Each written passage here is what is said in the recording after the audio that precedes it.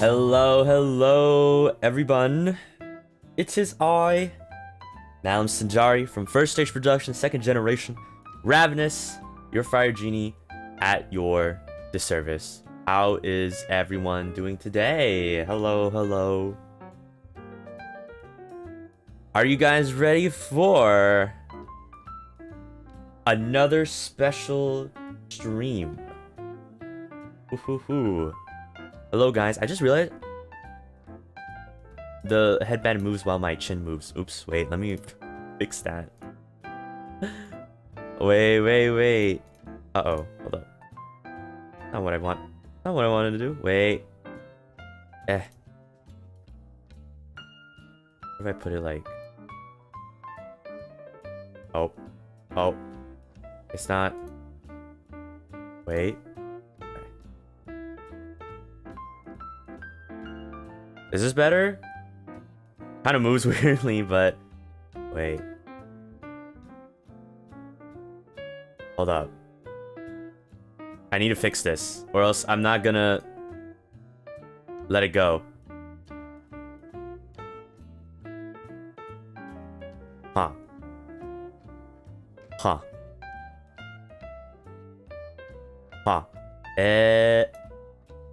Oh shit! That made it worse. Oh. Wait, I can fix... Oh. You know what? I think that's the best we're gonna get. I'm just gonna live with it. Okay. I'm just gonna live with that. But yeah, I saw this right before the stream, so I was like, oh, yep, it's perfect for today. I'm definitely gonna put this on. How is everyone, though? How is everyone? How are you guys doing today? It's still quite the early noon for me. Hello. So cute. Our girlfriend's so cute. Always so cute. Of course, I'm always cute. I know. Cupidari. That's right, guys. Today, my name is Dr. Malim Cupidari, and I'm here to fix your love problems. Oh, you're the cutest alive, and also I missed you. Aw, thank you. I missed you guys too. Even though, you know, I was just here yesterday. And today, you guys are gonna get twice of me. Cause after this stream in, I think like 2 hours, we're gonna be doing a collab on Altus's channel. We're gonna be playing It Takes Two. So definitely make sure to head on over there. I think I'll probably made a room already, right? Hopefully by the time the stream done, I'll raid into the waiting room. And then we'll play some It Takes Two with Altus. Gonna be a lot of fun. But for today, we're gonna actually probably get right into the marshmallows, because there's a lot, and I chose a lot personally because I really love this type of stuff. And I really wanted to get to as many people as I could, because actually surprisingly, you know, I'm not gonna lie, I thought today there were gonna be, or for this marshmallow, I thought there were gonna be a lot of submissions that were kind of like jokey, which is fine. It's funny. I got a couple of funny submissions in there, so we're gonna go see them. I know some of you guys are, you know, oh, Miso 小哥哥我可以看你吗 or something. Oh frick, 跟看. Oh my god, I forgot that character. Because my mom told me to follow my dreams. Aha, sorry. Anyways, looking forward to learning a lot today, Dr. Malim, because I need it. Oh, 跟着. Wait, what? 小哥哥我可以. That's 着? I thought that's 看. Fuck. 跟着你们. Well, that makes more sense now. 可以 没关系. Thank you so much for the 1 month of the bonfire, Miso. Welcome back. No, great. Kind is. Oh, come on. It's so close. Don't blame me. It looks so close, right? Oh, I can't see. You guys know my eyesight's bad. There's I'm looking at the screen. There's two little freaking dots on the top line. Come on. It's close enough. It's close enough. Just give me the pass. See?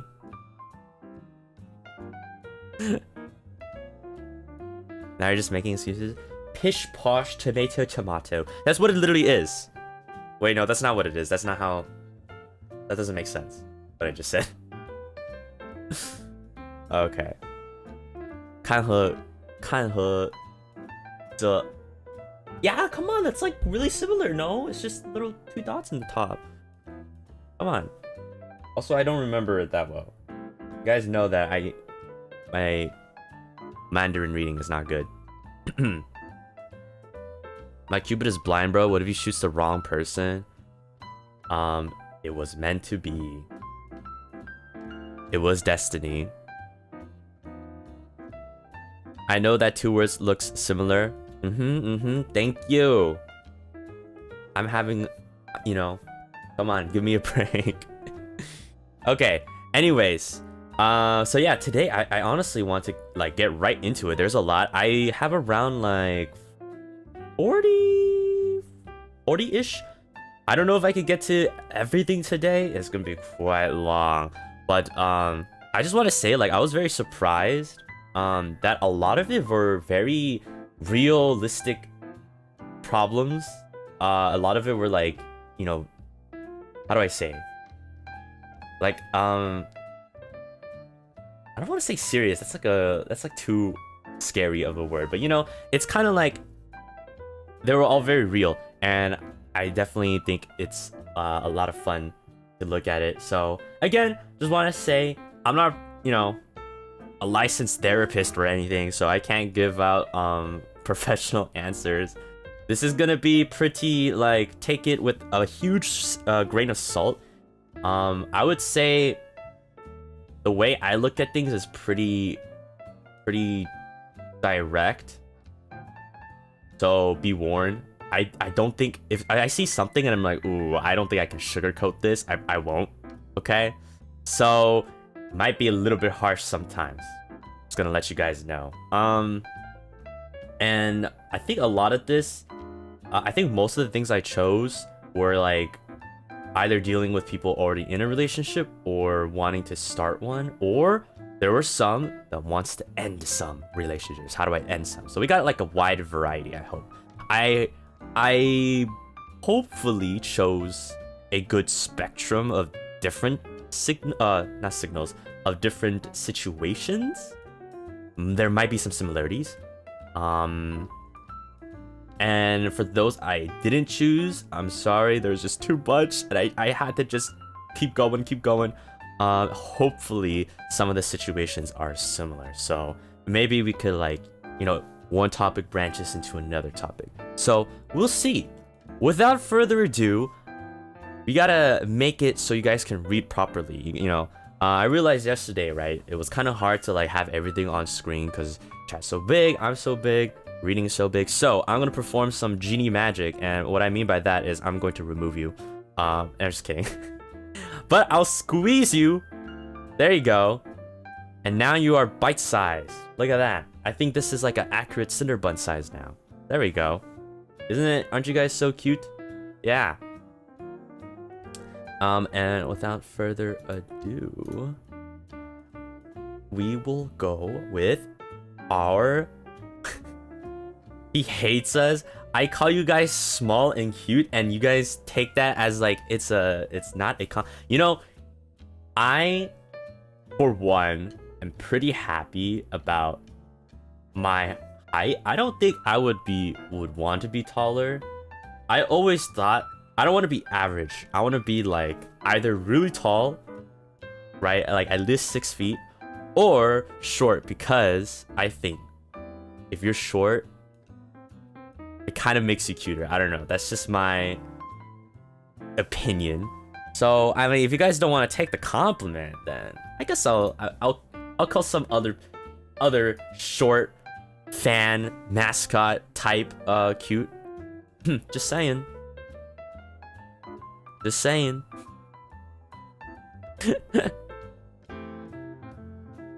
I mean, I'm giving you the option. Guess I'll take it. Okay. Excuse me, I'll take it. There we go. Now that's good. We don't mind if it's short. There we go. Gaslighting? No, I don't know what you're talking about. Guys, first marshmallow. Aren't we the biggest FSP EN animal? Actually, yeah, you guys are the biggest. I think, right? Somebody did like a comparison thing. I think so far the Cinnabons are technically the tallest, so you guys can be proud of that.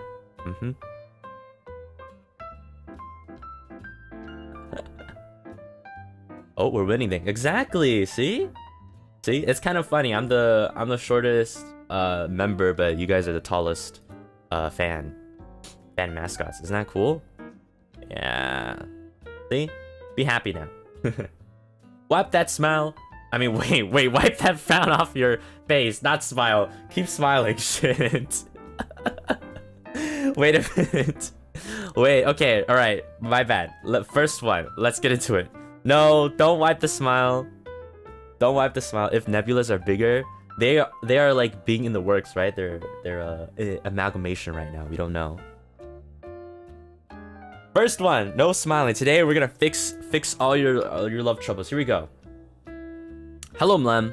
I'm glad you are doing an advice stream because I'm not experienced with dating and something has been making me nervous lately. I would be happy if you can give me your opinion. I will try my best. A couple of months ago, someone from my college asked for my contact info. We had some phone calls and seemed to get along, but he still hasn't asked to go on a date. He just keeps saying we should go out sometime. He says he's been busy, but recently I saw him hang out with friends and he didn't say hello to me. Oh, is this behavior of someone who is interested?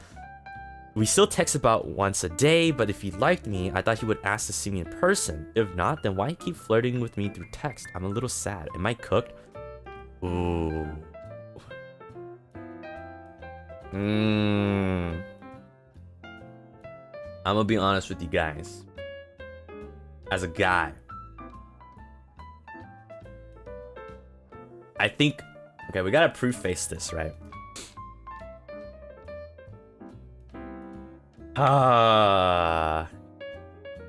There are always good and bad people, no matter what.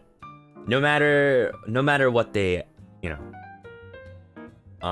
what background they have, right?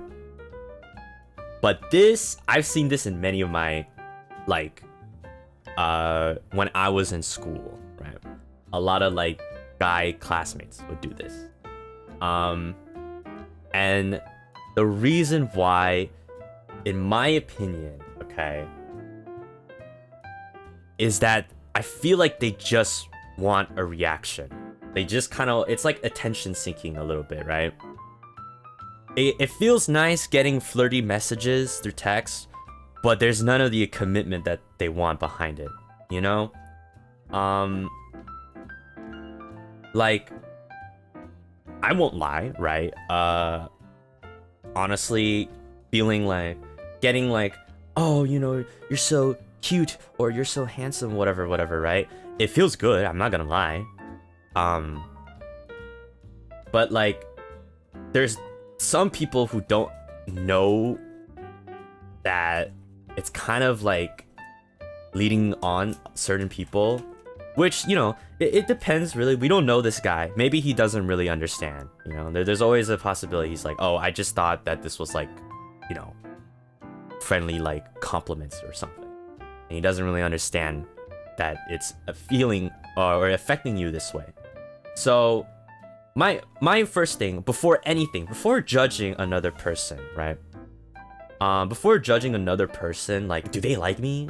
Or are they just playing with me or whatever? I think the very first thing you should think about is what you want and what you feel before anything. Because at least if you get those facts right, then you can kind of build a foundation, right? First of all, do you like him? Do you want to pursue something with them? Or is this just kind of like, you don't really care? Right? If you like him and he's acting like this, then I would say you should go and tell him about it. Like, oh, you know, I like you, but you're giving me mixed experiences, and I don't know if this is the same, if you feel the same way I feel, you know? And if they are just kind of being like a douche, you know, like a big dick, and they're just like, oh yeah, you know, I was just getting you for attention or whatever, then you're like, okay, screw you. very rude, but at least now you know the answer and you don't have to think about it anymore. That's what's like, you know, the comforting thing. So I understand this is like very like mixed, right? And you don't understand what he's doing. Why only through text is he so flirtatious, but in real life, not at all. I think instead of focusing on that, after you answer yourself if you like him or not in the first place, right?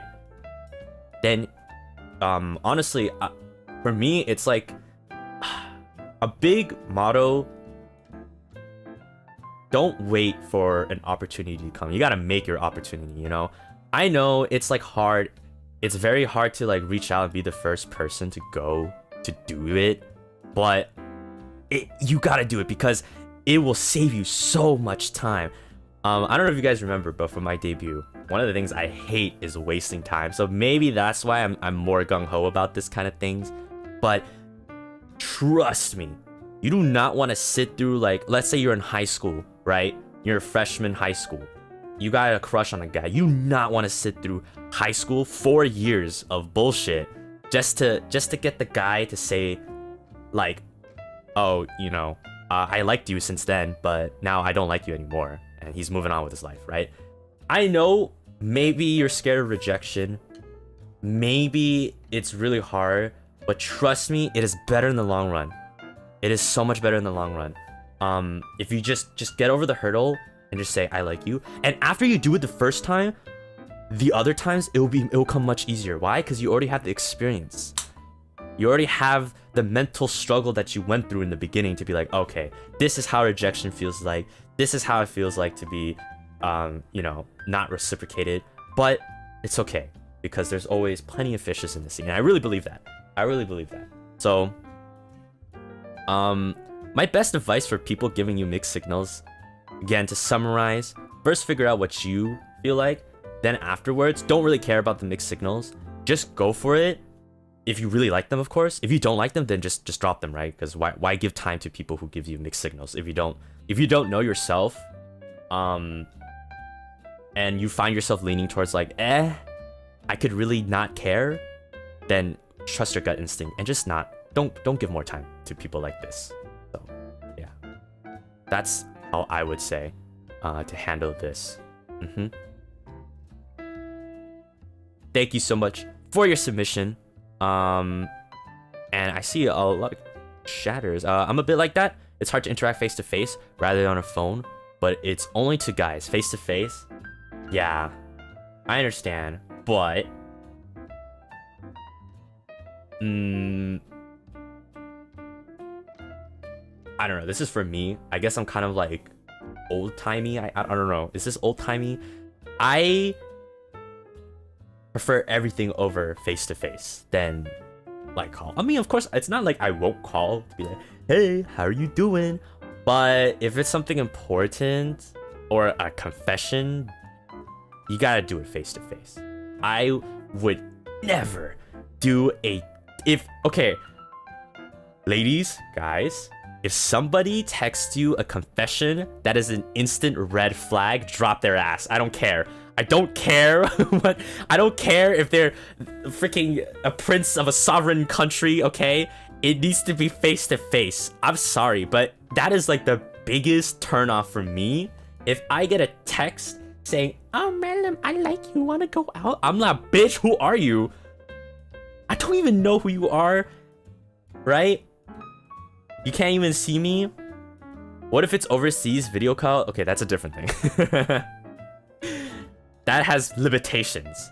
You're right. That's a different thing. Video call, yes, I would say video call at least. It's important to see the face, in my opinion. Okay, but if you're like in person, it has to be face to face. It has to be face to face. Face to face is important because the body language speaks a lot too. Yeah. If they like, it's so here's the reason. It's so easy to send like, I like you, want to go out to me? It's so freaking easy, guys. It's so easy. Okay, I know some people are like, no, it's not. It's really hard to send that text. It's really anxious.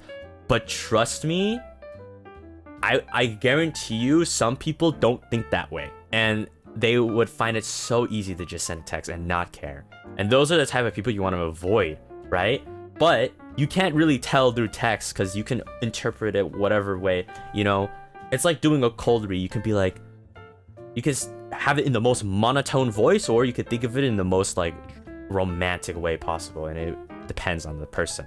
So that's why face-to-face, I feel like it's so important. Can they make, like, are they making eye contact, or are they trying? Do they have like the genuineness behind their words, their voice? There's so many cues that you just cannot get through text. That's why. So, but anyways, thank you so much for the submission. I hope that helped. And we dived into a lot of the other topics too. So maybe we'll get some repeats and stuff. Next one. Hi Malim, hope you're doing well. I feel like emotionally speaking, I might be stunted.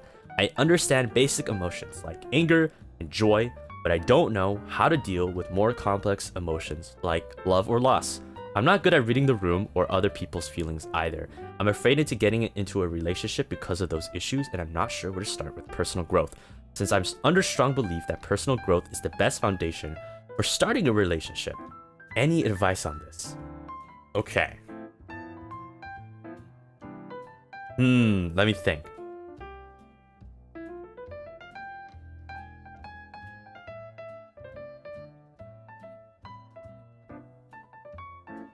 First of all, I think if a person truly loved you, and I mean really truly loved you, they will be okay with it.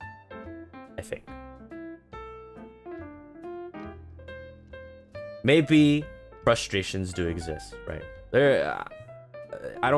Relationships always have a few quirks they need to fix out in the beginning, right? I don't think if it's like perfect from the get-go, I think that's a lie, and eventually you're gonna run into something. Like, even if it's small, there's got to be one disagreement. That's what makes us human, and that's what makes long love in the end so much better, because there is a bit of a struggle, right? So, you know, I think it's okay to feel this way, and I don't think you should be afraid of getting into a relationship. As long as you express these sort of things like, oh, I don't feel like I'm good at reading the room, or I don't feel like I can read other people's feelings or emotions. I think a person who actually loves you will be able to understand that, and maybe even help you discover how to do those things, right? Someone who's patient enough to be with you like that. So I'm not gonna say it's gonna be easy, but I think it's a pretty good sign if you find a person that's willing to deal with these things with you, you know? I think that once you're comfortable, you can be completely honest with this so they understand. Yeah.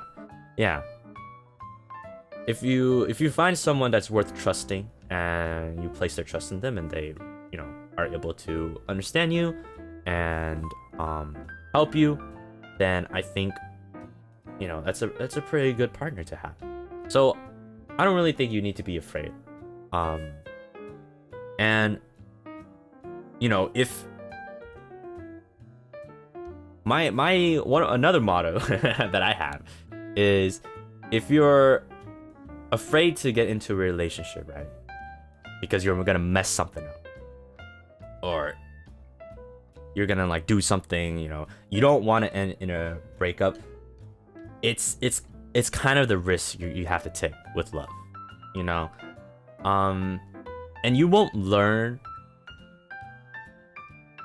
how to fix those things that you are scared of, right?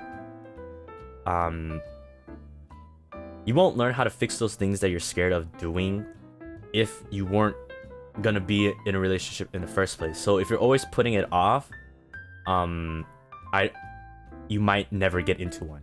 Wow, that sounds really harsh, but like, don't put it off because you're afraid, even if it does end up in heartbreak, you'll be fine. You'll move on. You'll live. Trust me, okay? It is not the end of the world. I know. Maybe you're a hopeless romantic. I am too. I've been a hopeless romantic all my life. But there are so many more things to life than just love, you know. Although I understand it's really nice to share all those moments with a person that you love, but the one person that's gonna be with you for the whole rest of your life is you yourself. So remember that first and foremost. And the second part of this, personal growth. Personal growth, right? I'm gonna be honest, I hear that, to me it's kind of a buzzword. You hear it all the time. People say you should work on yourself, you should do personal growth, you should, you know, blah blah blah blah blah. But I've never like understood what that meant. Cause like what does it mean to do personal growth? Does meditation? Do I do yoga? Do I work out? There's so many different ways you could do personal growth. It just kind of became like a buzzword. You can kind of just say it to be like, oh, easy solution. It's kind of like, you know, oh, you have depression? Psh, just do things that make you happy. Boom, depression gone. Gee, thanks doc, that really helped. You know, there's no one way to personal growth. It's such a vague term. I don't like that. So what I would say for personal growth is do what makes you want to live in this world. It's kind of hard, but like, for example, for me, I love VTubing. I'm here to stream. I love to entertain. I wanna sing. I wanna do all these amazing things with FSP, right? So that's what I do, you know, every day. And through that, I find myself having quote unquote personal growth, I guess. You know, I did learn a lot of things going to FSP. I know, you know, what life is like being here, I guess as a quote unquote professional, right? I learned what it feels like to interact with a big community like all the Cinderbuns and Ravelum. I learned how else? I don't know how to communicate with people, because you gotta do that, right? Gotta learn to communicate, work in a team. There's so many things that I learned, right? So, and on the plus side, I love doing it too, and it makes me fulfilled and happy. Like, I really furthering myself, I guess, as a person. So my advice is like, for personal growth, if you have something that makes you feel like you're contributing to yourself, or maybe you feel like you're contributing to your community or contributing to your family or whatever, like whatever makes you feel like it makes me, this is worth my life, like this is why I'm living my life. Maybe that's too much, but this is why I want to keep on living, right? I feel like that is a good entryway to finding out how to improve your self-worth. As I'm gonna be honest with you guys, especially during the, you know, lockdown period, it was very hard. I feel like maybe many of you guys can relate to this, but being stuck inside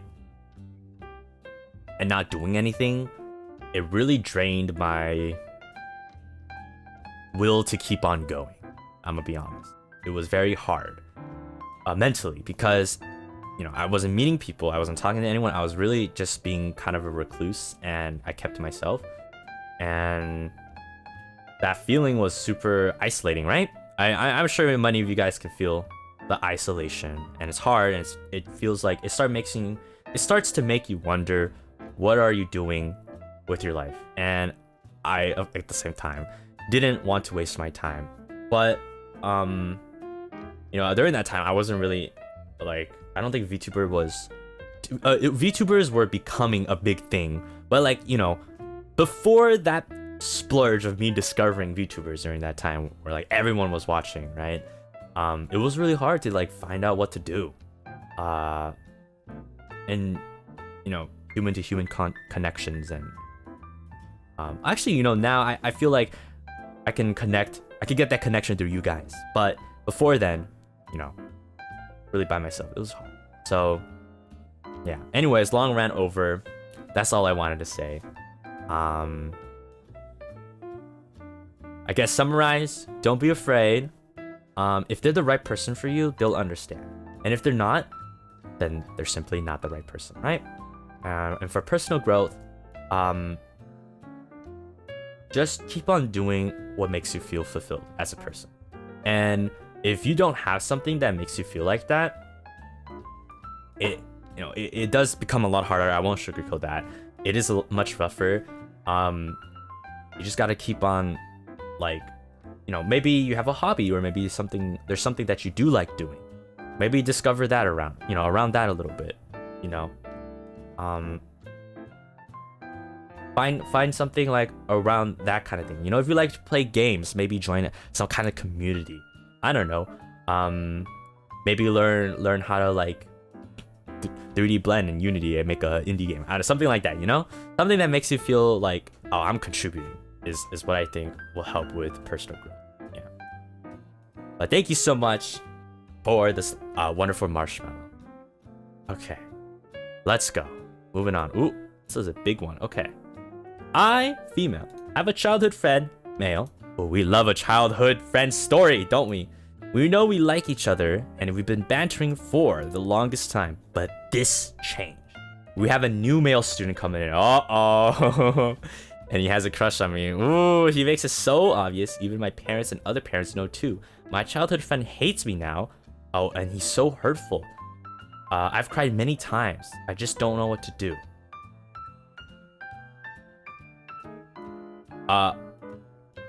Okay, wait. You guys like each other, but you're not dating?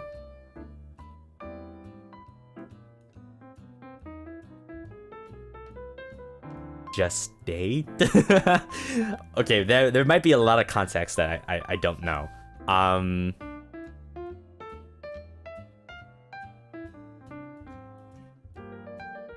You guys like each other? Like, wait, what does this mean? Do you guys like each other romantically or not? I would think about it both ways. If you guys like each other romantically, just date. I don't know. Cause you're crying over him like hating it, right? But you guys aren't exclusive. I don't know. There's so many things. I don't know. There could be so many things that is not in this marshmallow. Like, you can interpret it so many ways. Okay, easy solution, just date if it's possible. I don't know what are the limitations or restrictions. Option 2, if you do like your childhood friend romantically, option 2, tell the new male student to subtly and kindly fuck off.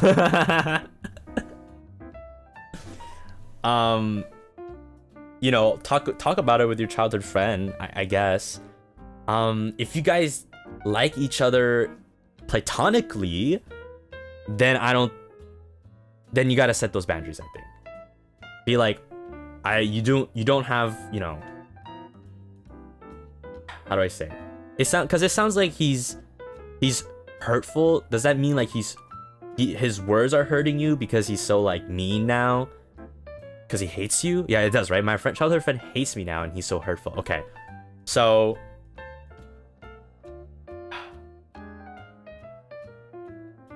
man, okay, on one hand, I kind of understand the guy if he has a crush. It feels like he does in this situation because the new guy has a crush and whatever, right? It feels like this guy has a crush, so I can understand he likes you since childhood and now he's angry. I feel like this feels like it comes from a very young people, so I'm not gonna bash on the dude because he's probably just a kid. He's probably just a kid. He gets angry. Those are emotions that people experience when you're young. Probably doesn't know how to control it. So, but it doesn't give him the right to make you feel hurt. So you should definitely tell him about it. Is what I also want to say. One hand, I understand, but on the other hand, your feelings are important. So protect it. Even if he's your childhood friend, right? If he's doing things that you don't like, you need to tell him to own up or screw off, really. But yeah, there's a lot of context we don't know.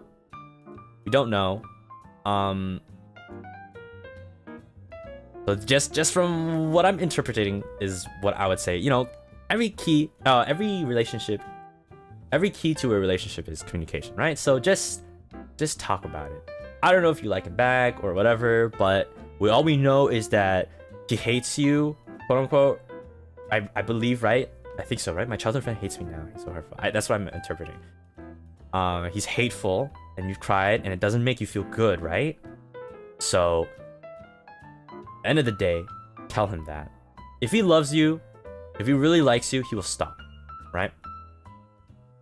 If he's a good friend, even just a good friend, he would stop. And if he's not, then, you know, that shows his character. Again, though, I feel like this is kind of like young kid kind of love story going on, you know, so there's a bit of immaturity that's gonna be there. And I won't fault him, but yeah. Okay. Thank you so much. Hopefully that helped. Yeah. Okay, next one. Hi, Malim. Hope you're doing well today. I recently finally had closure with a 6-year situationship. Claps 07. Oh my god, clap everyone. 6-year situationship. Jesus Christ. Been through hell and back, huh? Oh my god, congratulations. I am so glad you're out of that, bro. Oh man. 6-year situationship I had with someone. Things were made clear. We talked about what happened, had some apologies, and caught up a little. Nice. The relationship has made me get used to the idea that every time I try to get close to any crushes I had to be ready with a broken heart, that they won't reciprocate, or I just have to remind myself to detach before I fall too hard. Currently, I'm not crushing on anyone because I've grown tired of feeling that way. Honestly, I get you. That's very valid. Especially nowadays, right? Over and over again. So I guess this leads to my questions. Where should I start to branch out and perhaps end up meeting a new person that I might potentially have a crush on? How do I even start to make them interested?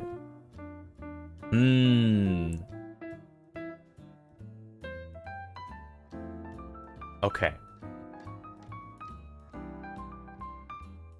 In Zanny streams, they were asking if they should let go. Wait a minute. Wait, is this a continuation?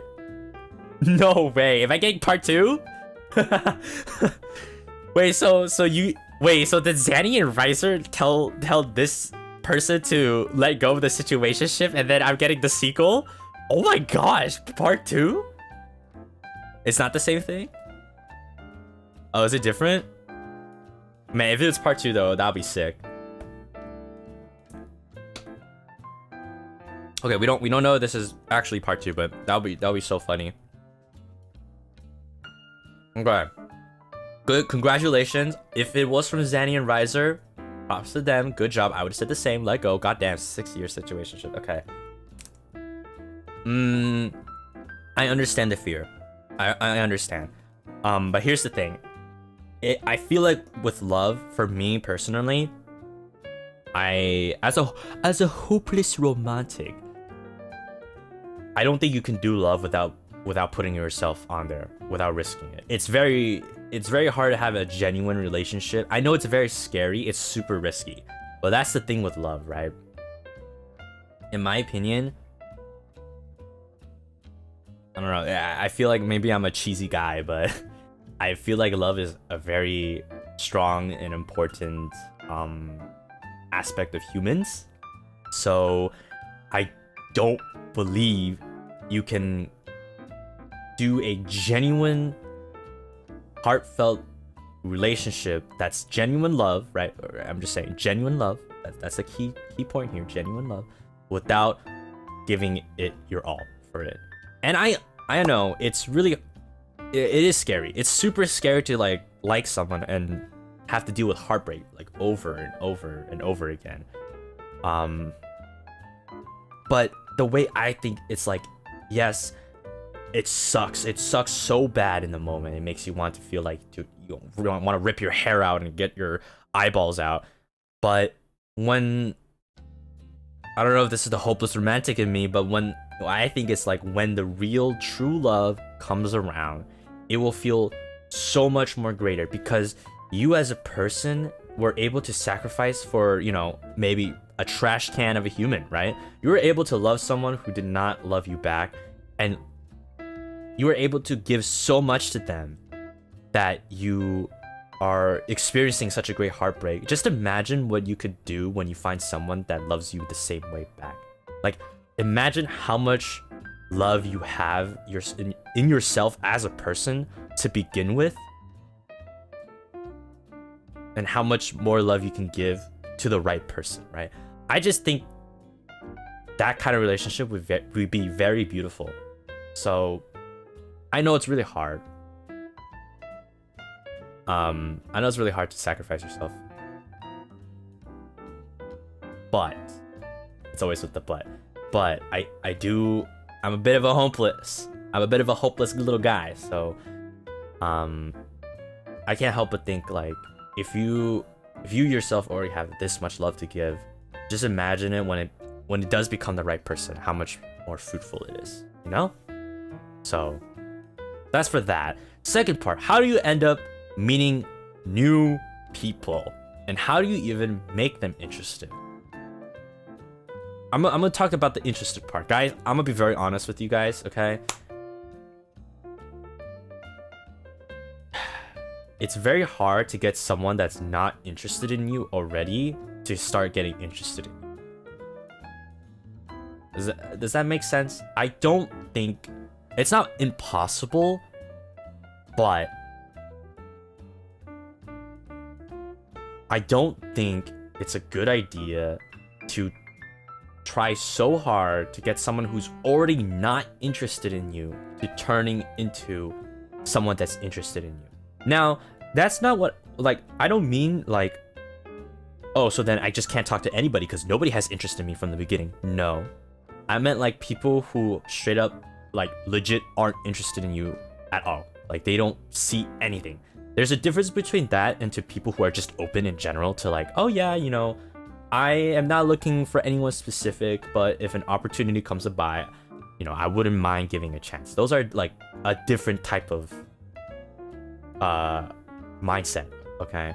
So, and with that, the secret cool thing is that they are already interested for those people that are open-minded, because they're already like, you know, okay, I'm ready to see like wherever it takes me, right? So in my opinion, find the people who are kind of like those open people, you know, they got their own life, but they're not like super, you know, hard stuck in their career to be like, I don't want to date. But, you know, those people who are like open and ready to accept, those are probably the easiest to get interesting, quote unquote, and then you can continue to build up naturally from there. I do think for dating, it's much easier if you start out as like friends, not best friends, okay? This is a different thing for those of you who got best friends for 10 years, whatever, okay? I think we got some marshmallows for those, so that's a different topic. I mean friends like, oh, you know, I've been talking to Billy Bob Joe from Department of Human Services, you know, like yada yada yada, you know, we've been getting lunch for, you know, the past month or two, and it's been a great time, something like that. That's what I meant. Being just, you know, chill friends, just a couple of chill guys and gals, you know, hanging out. And then from that part, you can go on more, quote unquote, outings, or maybe, you know, getting into dates, something like that, you know? And that's how you build up, in my opinion. So where should you start meeting a new person? This is really difficult because it really depends on where you live, even like the country and even the culture. Every culture has a kind of like a different dating style, right? In my opinion. So I can only give my perspective. I don't know if it will fit you. I'm sorry if it doesn't. If it's like, yep, this is totally not my situation. But for those of you who are, maybe this might help. If you live in a city, you know, Instagram, TikTok is a thing. Go find those like popular places. Maybe, you know, there'll be a lot of people, but parks are always a great idea. I think you should go to places that you genuinely like to visit yourself too. If you're not a gym person, don't just start going to a gym to find a person, okay? You know, for example. If you actually like to go to parks, go to a park. Maybe you don't like go to parks. Maybe you like to go to a library. Go to a library, you know? And here's the thing.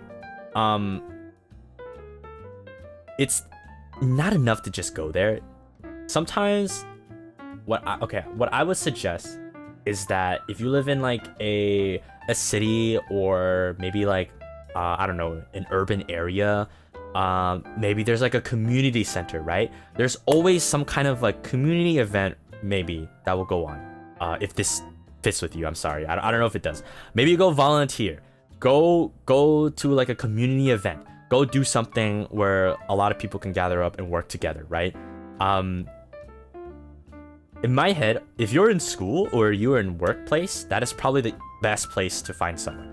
Workplace is a little bit iffy, but school is definitely like one of the best areas to like get to know someone. You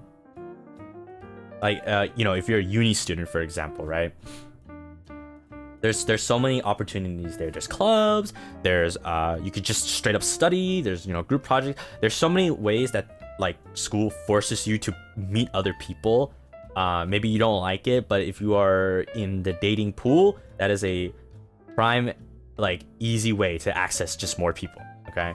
If you don't have a work or you're not in school, I would definitely suggest probably volunteering to do some kind of work, like picking up garbage or going to the beach to pick up garbage or cleaning something like that. That is probably the best way to meet new people at once. And, you know, you're doing a community service too. Exactly. You're helping the community out. Yeah. And you're doing something. And it's so easy to get to talk to someone through that, because you can literally just, you guys are all doing the same thing. You're all doing the same work, right? There's a common topic there. Oh, why are you here? What are you doing? Why did you volunteer? It's very easy. If you just go to like parks or bookstores, there's not that much of a common ground, right? Not as much. I mean, yes, everyone's going to that place to like relax or to read a book, right? But it's kind of hard to just go up to someone and be like, hey, what you reading there, buddy? Hey, you wanna grab a cup of coffee with me? I don't know, unless you got so much riz that you can just kind of do that. I feel like back in the day, you could probably do that, right? You'd be like, oh, I thought you were really pretty reading the book, and I was just wondering if you want to get a cup of joe or something. But nowadays, I don't know if it's the same. No. Bonding over similar hobbies is the best way. True! Go to cooking class, go to a knitting class, go to pottery class, I don't know, something like that. Yeah, there's definitely ways, but if you're introverted, I understand, it's very hard to like force yourself into those situations, right? But I definitely think if you go in with the mindset, you're just gonna try it, you're not gonna expect anything, you're just gonna try it, see how many people you can talk to. Maybe an extrovert can adopt you. I would, I definitely need that. I'm with you guys. I need someone to, like, I always have, I'm never the ones to make plans and we go do something, right? I always am being brought along by like one of my more extroverted friends, and they're the ones that create everything. They're the ones that makes the party. They're the ones that invites me, and I'm just there and I have a good time. I can't like be the one to invite everyone. Nah. So I understand you. So maybe if you have a friend, it'll be so much easier. Go with the dude or gal. Hey, let's go. We're gonna cook some food. You and me. Come on. You know, something like that. Okay, thank you so much. I hope that one helped. Moving on. Wait, did I skip one? Okay, this one. Hi there, Malim. I need some serious advice, since this is my first ever relationship and I'm quite new to everything. Me and my partner have liked each other for over 5 years and we finally got together. It's been maybe around 3 months. Congratulations. I hope it was a good slow burn. But there you go. Yippee. Finally, guys are together. Okay. And I'm someone who needs affirmation that I'm loved or affection, since that's what I like. We haven't spoken in class since, only online. Ooh, I thought it was because our friends groups don't get along well. What should I do? Talk to him about it or just leave it? Whoa. Hold your horsies there. You're gonna leave him just like that? You liked each other for 5 years and you wanna leave? Hold up. Okay, look, I'm gonna be honest. Relationships aren't all sunshine and rainbows. There's gonna be stuff like this, okay? And there will be in the future. That might be something different. It's not gonna be sunshine and rainbows. Maybe you're living on that honeymoon period right now. You waited 5 years, you're back together 3 months, but don't give it up. It's been 5 years. You gotta fight for it, come on. Okay? So, look. You already know what to do. Talk to him about it. It's in there. It's in the marshmallow. Please, talk to him about it. Look, we can... It's super easy, guys. For our perspective. We're looking at this third perspective. This guy seems kind of a dick. Ignoring their partner, right? They're ignoring their partner. They only speak online. They don't talk in class. Wow, dick. It's very easy to label that. I understand, right? But you would be surprised. You would be surprised how different people can just think, right? You would be very surprised. You might be thinking, this is such an obvious thing. Why doesn't my partner do this for me? Please just tell them that you want them to do this thing for you. It is so easy to just assume, right? It's so easy to just assume. But please, I beg you, at least just tell them that you're feeling like this and see what they think, because the answer might surprise you. Literally, they might not thought about it. They might not have thought about it, and maybe, maybe it's a thing they should think about. Let them know. Please think about it in the future, because this is very important to me, right? They might be thinking that everything's perfectly fine. Yeah, they might be very happy with what's going on. So don't just end it off without telling them. They deserve to know too, okay? So yeah. Just don't just dump it so soon. My gosh. Okay, I hope that helped. You already know the answer. I believe in you. I'm sure it will work out fine. Just let them know how you're feeling, okay? I know you don't want to, it's very hard to bring up deep topics like this, especially when you want everything to be perfect in the relationship and you're expecting so much good moments and happy moments, but it's impossible. I'll just let you guys know. It's impossible. You're going to argue. You're going to have some kind of something happening. You're going to be mad at them. They're going to be mad at you. That's going to happen eventually. So you talk now when you're dating, so that when you go into marriage, you already know what you're getting into, and you don't have to do the hard stuff when you're in marriage, because let me tell you, getting out of a marriage is one other hassle, okay? That's a whole nother can of worms, and you don't want to deal with that, okay? Dating isn't on paper, being married is. There you go. Mic drop. Next one. Thank you so much. Greetings, Mr. Cendari. Oh, let me make this a little bit bigger. It's quite a long one. This is the first time I'll be doing this, but I really do need some help. I want to confess to my best friend of 15 years. Here we go. It's a best friend story. Let's do this. I don't know how to. For context, my best friend and I have been friends since we were 9. We're basically brothers, and both of us never had girlfriends before. I never had one because my interest has always been on him. That is so adorable. Whereas he had never had one because bros before hoes. Is he gay, or am I too gay? Please, what does it mean to be too gay? No. You're perfectly fine the way you are. Don't worry about it. For your friend,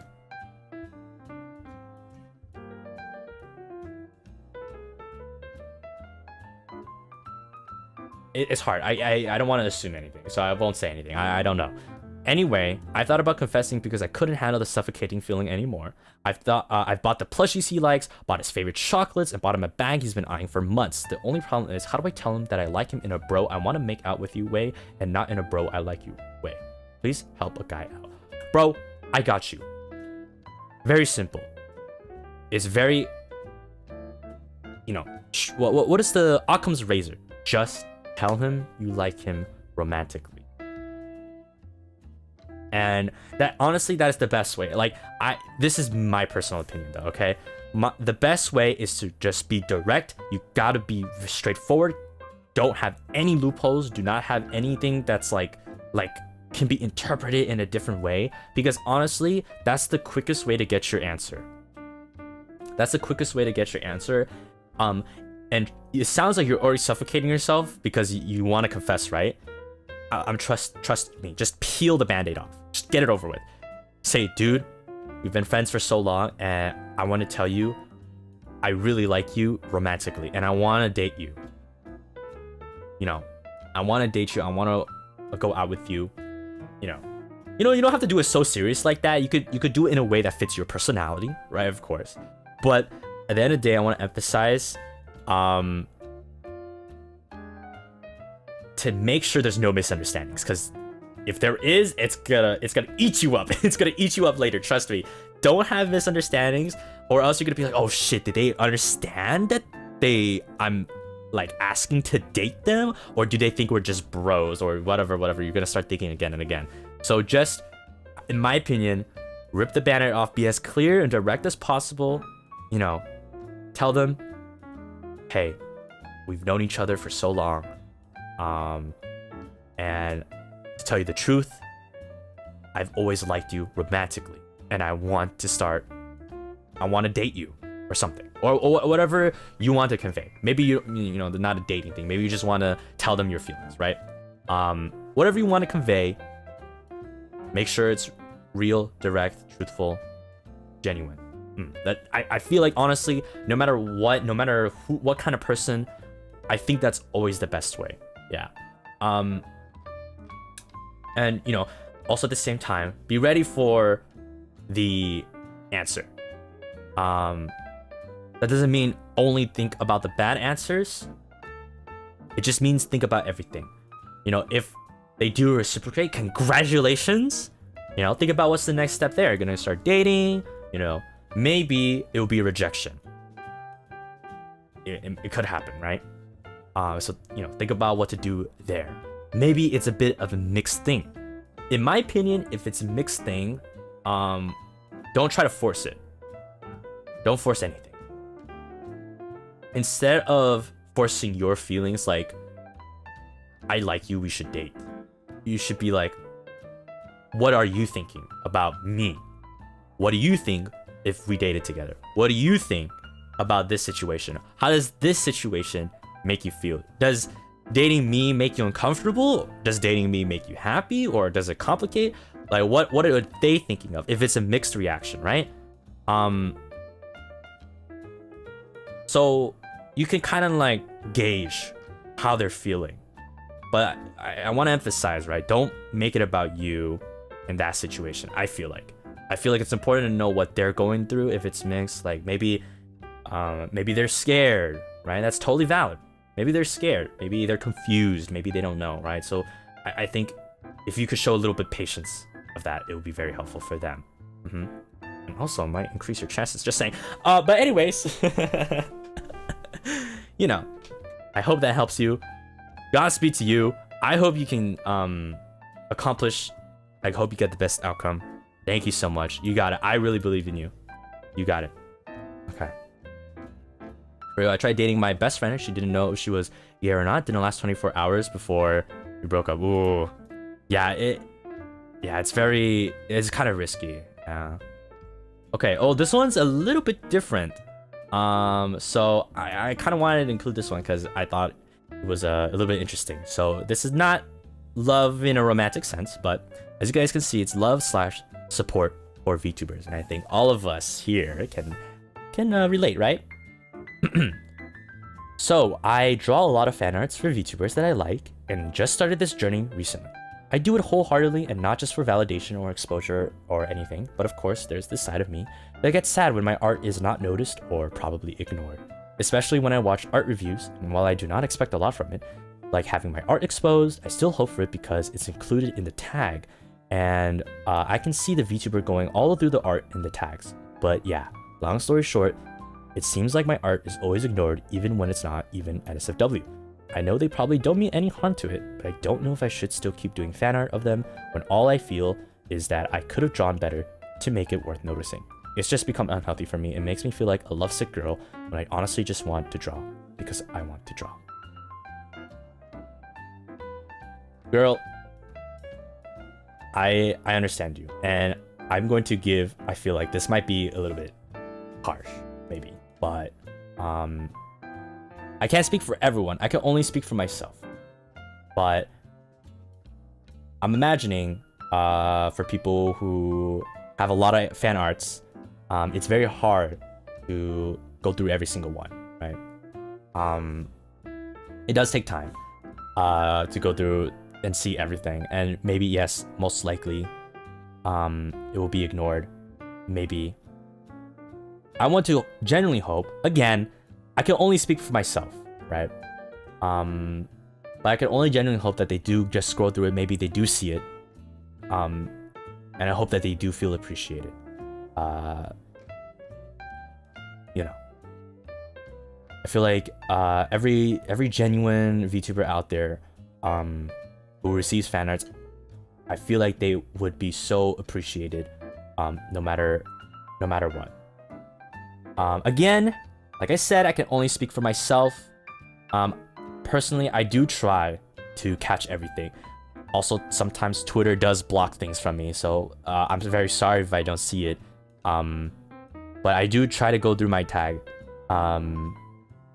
and give at least some comment, some recognition that I've seen it. Because for me, and I hope this is the same way, I like seeing you guys. It's not only fan arts, but seeing you guys creating things for us. It really feels like we're such a community. Does that make sense? Not just for me, but like Ravlum, right? FSPEN in general. You know, our senpais created an amazing foundation, and now we have Ravenous joining in, and seeing everyone come together and appreciate the works. You know, it's not only the works that we do. It's not only like the songs that we sing. It's not only the streams that we do, but it's also you guys. The clips that you guys, it pushes us out. The fan arts that you guys make, it pushes us out. The writing that you guys make, it pushes us out. You guys are part of the team as well, you know? So remember, when you're making things for us, it's such a big help and it's such a big support. It gets our name across, you know, so more people can notice us and more people can join. Now, I understand. It's a very human thing, right? Of course, if I was like a fan artist, or if I made like something for my idol, for example, right? Of course, I would love to be noticed. I would love to have some recognition. I also understand it's very unrealistic if it's like someone huge, right? You know, fandom could be so big, right? There's so many people creating, so many people doing this at a time. It could be hard. And that might be the harsh truth. Most likely, your works might not ever be noticed. But what I think is that, like I said, all of us are a team, right? And it's not only the streamer there that could appreciate your work. Remember, there's so many other fans out there too. There's so many other, you know, for example, let's take Ravlum, right? There's so many other Ravenites and Avalites out there, and I feel like, especially for us, we're such a close-knitted community. We really try to protect each other. You know, not to say that there isn't any bad eggs here and there, right? Of course. That's just impossible not to keep out. But the one thing I really love about FSPEN is that I feel like all of us have like this common goal, and we're working together, and we're always trying to make sure to keep this community safe. And because of that, I encourage you to keep on drawing, because you said it yourself, you just want to draw because you want to draw. Don't let somebody like not recognizing you stop that. You know, you can share yourself too. There's so many other people that are in the same shoes. There's so many other people in that's working to create content as well. maybe if you're part of this VTubers community, you could join more so. I don't know, join like a Discord or Twitter, you know. I know for us in the Ravelum, you guys are always talking amongst yourselves, right? Right, guys? But yeah, you know, you guys are here because you all love, you know, the community, the thing that has been created, right? And I think instead of focusing your attention on getting yourself recognized, you could focus on maybe working with other people, and I'm sure the other fans will appreciate your work just as much as the VTuber would have, you know. Yeah, exactly. Other fans will appreciate your work. Yeah. Remember to have fun with it. The more you do it for yourself, the more it will show in the process. Exactly. Any creation by your hand is a radical form of art. Quality will always come second to the enjoyment of the craft. Don't worry about you need to make it better, because that will drain you. I'm gonna be honest, girl. That would drain you really much, like so much. If you're doing it for the sake of getting recognized, maybe take a step back. I don't think that's why you should be creating. I think first and foremost, you should be creating for yourself. You know, I think everyone should be creating for themselves because they love the joy of creation. And I think if you can keep that in your heart, then you'll be fine. I think you'll be fine.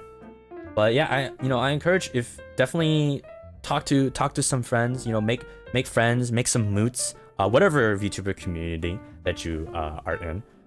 I'm sure you can find people that will appreciate your work and that you can feel the love from them as well. But yeah, I know it's, you know, I understand though, you want to be recognized by your Oshi, you know, by the person that you create the works for. I do understand it, and it is frustrating, but I definitely think that your work can and will be appreciated, just maybe not in the way you think. Yeah. Been a VTuber fan since COVID, and only recently did I get some recognition. There are so many fans, and VTubers can react to everyone, but you will get noticed. Yeah. Right, that does make sense. There's one VTuber, right, per, like, you know, for us, for example, there's only one in Malim, but there's so many Cinderbuns, right? So I encourage you guys, you know, and you guys, I know many of you guys already are, to interact with each other, you know, become, you know, your little oomps together. I think it's very adorable and cute. But yeah, I think doing that, you know, is one good way to keep your love and even make new friends. I know I see a lot of posts. This is with the Cinderbuns, but I see a lot of posts that are like, I'm so glad that, you know, I'm here now with Ravenous. Like, made so many amazing friends and things like that, and I really am so happy to hear that. I'm really so happy to see that like you guys can make genuine bonds with each other. Like, not only, you know, of course, I always appreciate when you guys are like, I miss Malim. Or you know, oh, I can't wait to fawn over Malim or whatever. But when you guys are also bonding over each other, I think it's like, I feel like it's a real, genuine, thriving community. You know what I mean? It feels like a real place to belong to. Yeah. So we don't sound like that. Well, anyways, moving on. Thank you so much. I hope that did help you. Please don't give up. Please keep drawing for yourself, first and foremost. And, you know, I hope you can get your validation one day. I do generally hope that one day, whoever you look up to will recognize you. But, you know, in the meantime, keep creating for yourself. And I recommend joining the community more. Get more involved. You know, that might be a good source of some other validation that you can get, and you can make some more friends. So yeah. Okay, ooh, this one's a big one.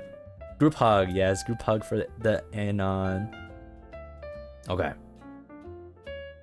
14th February date with Not Malim. When Not Malim is my child. That's my OC. I birthed them with my bare fingers. No one is allowed to date not Mal. They are too young. Okay. Also, I am going to drink something. They are too young. Hands off. I created them from my fingertips.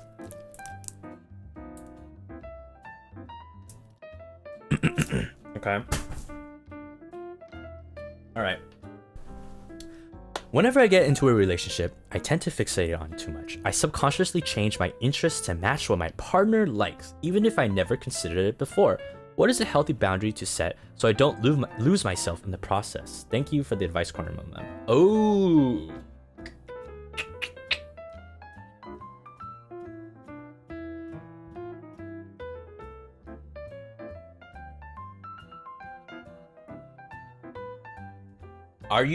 Are you changing yourself because you don't want to, or it sounds like subconsciously. I don't think it doesn't sound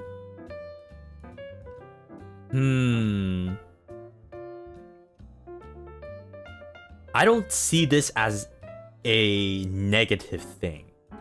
But it sounds like for you, you're afraid of losing yourself. Now,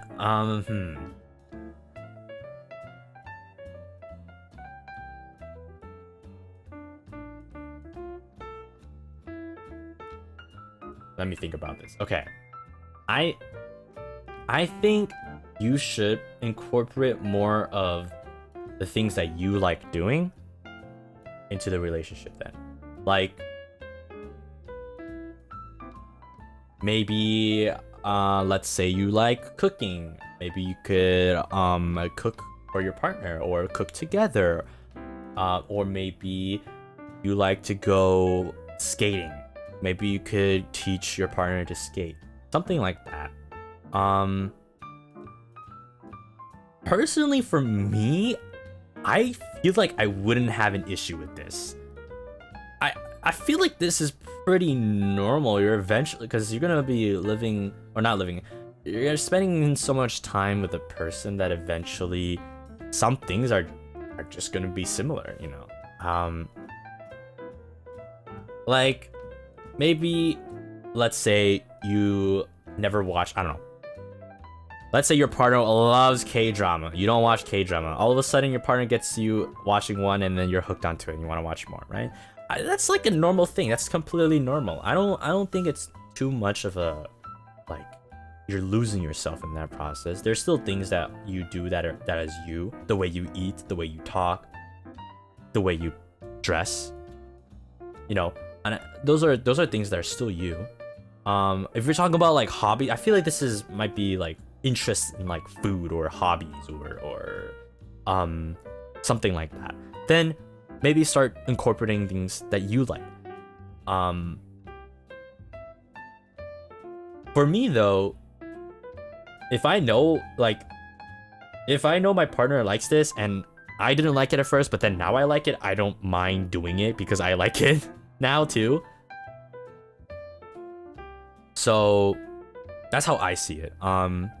Let me read you guys. This happens to my friend. They get really lost and they just start keeping more space for personal activities between them and their partners so they don't fixate on them so much.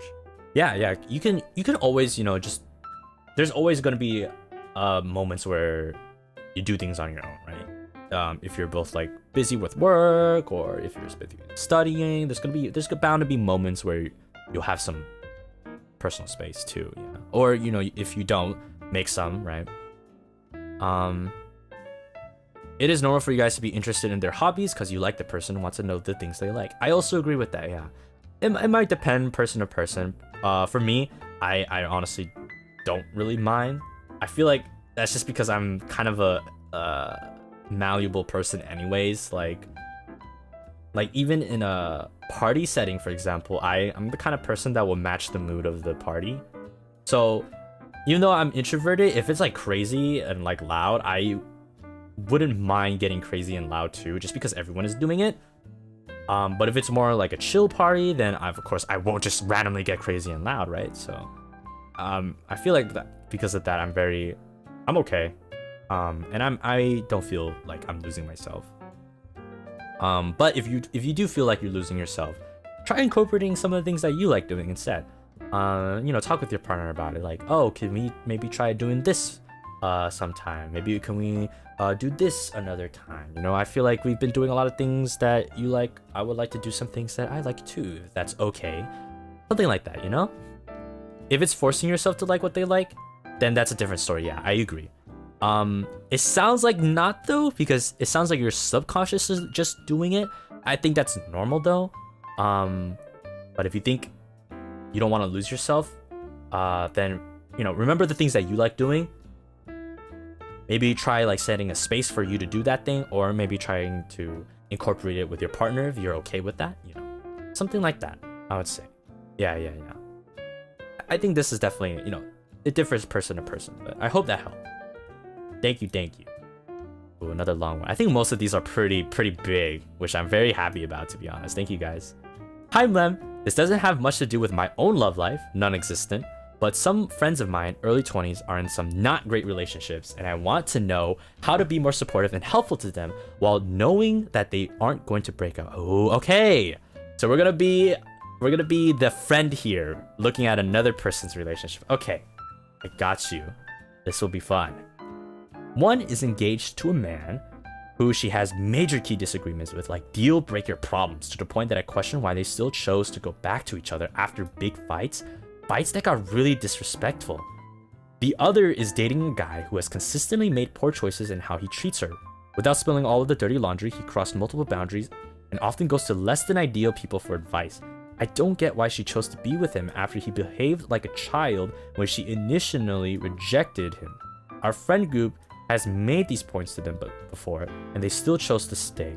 I just want to work on being more supportive of my friends despite my distaste for their partners. I know exactly what you're going through. I have one-to-one like positions as you. I honestly, here's what, guys.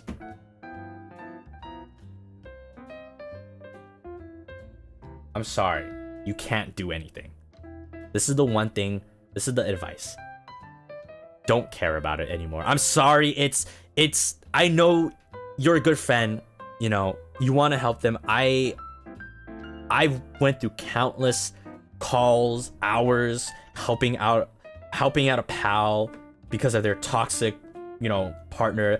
By the way, that they're still together. It's been like freaking how many years, right? I know exactly the feeling you're going through, and I've been through this. It's been like 6 years. There's nothing you can do. There's absolutely nothing you can do. I'm so sorry. They're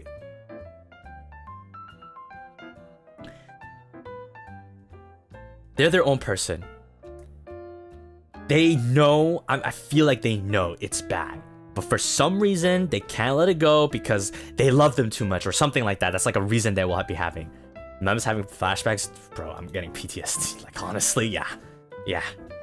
I played these games before. I have. Because it's true. I literally went through calls. I'm saying, girl, you need to break up. It's not healthy. They're like, yeah, I know, but I just love him too much. All right, and then like 3 months later, another issue comes. Another thing happens, Guy goes out and does like the most randomest crap ever. And I'm like, you can't. You can't do anything. As a friend, I know, empath, right? I understand your feeling. It sucks seeing your friend go through this. It sucks seeing them cry. I don't like to see my friends cry. It sucks. But I've been there and I've done that and I've tried. And at the end of the day, you cannot do anything. I was almost successful. They did break up. And they got back together like 2 months later. Because I don't know anymore. Like, God knows why. God knows why they got back together, right? So you can only be there for them. Exactly. The only thing you can do is just listen, because there's nothing else you can do. I'm so sorry. This is the hard truth. This is one of the hard truths ones. You cannot do anything. They've already decided that's their life. They're done. The guys won't change. If they were the type of people to change, they would have already changed. And they haven't changed, they won't change. The girls, if they wanted out of the relationship, they already would have left. They don't want out of the relationship, they want to keep in. I'm sorry, it's their decision. You can't do anything. They've already made their minds. Even if they know it's wrong. They just can't let it go. You can't do anything. You know. Yeah, it's a hard truth. But I hope that could give you some sort of solace in that, hopefully. I'm so sorry. It's good one. Okay, next one. How to not be a hopeless romantic. Good luck. I don't know. And then next one. Okay. Actually, I do have a genuine answer to this. Let me turn off my close my blinds really quick. Okay, I actually do have a realist way. Tell me if you find out, girl. Let me know too. No, I do have one possible answer.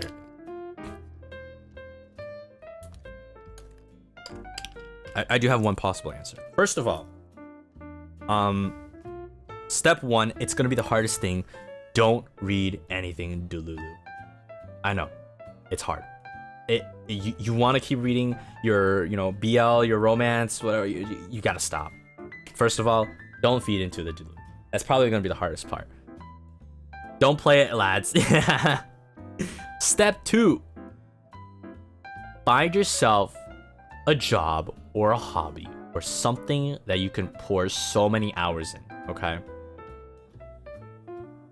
Find something that will literally make you become a workaholic, and just do that. You're not gonna have time to think about romance. You're not gonna have time to think about your hopelessness. What you're gonna be thinking about is how fat that next paycheck will be. Ooh, zooey mama, hell yeah, get that dub, get that bread. You know, girl, you don't need a man. You are the man.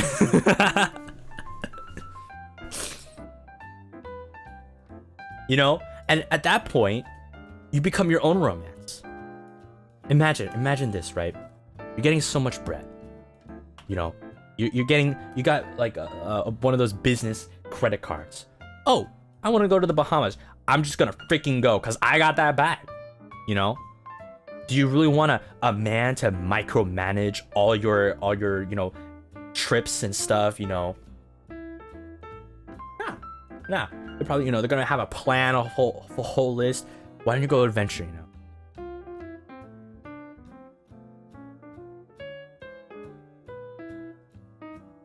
You know.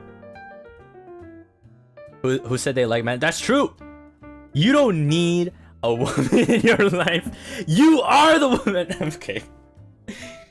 Maybe you're non-binary. You don't need person in your life. You are the person.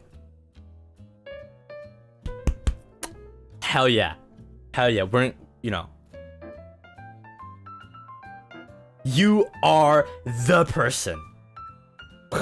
Exactly.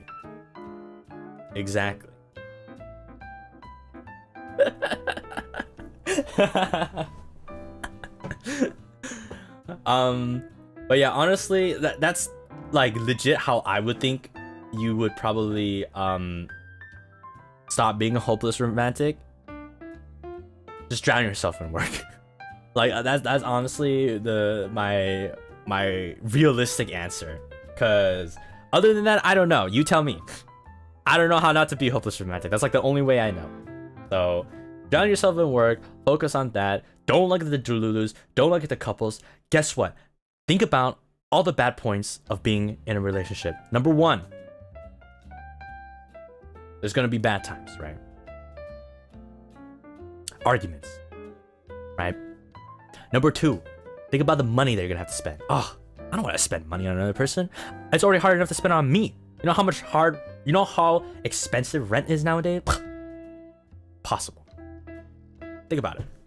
I already pay $20 to have one decent meal. Now you're gonna tell me I have to pay $40 to have another person on that table? And I'm already paying tip too, right? Think about that, okay?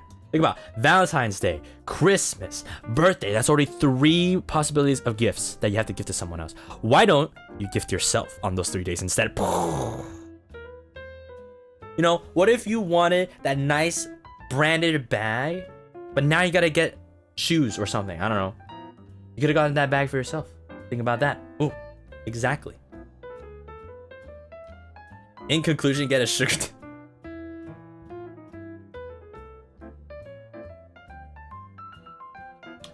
Go sell hand pictures or something. I don't know.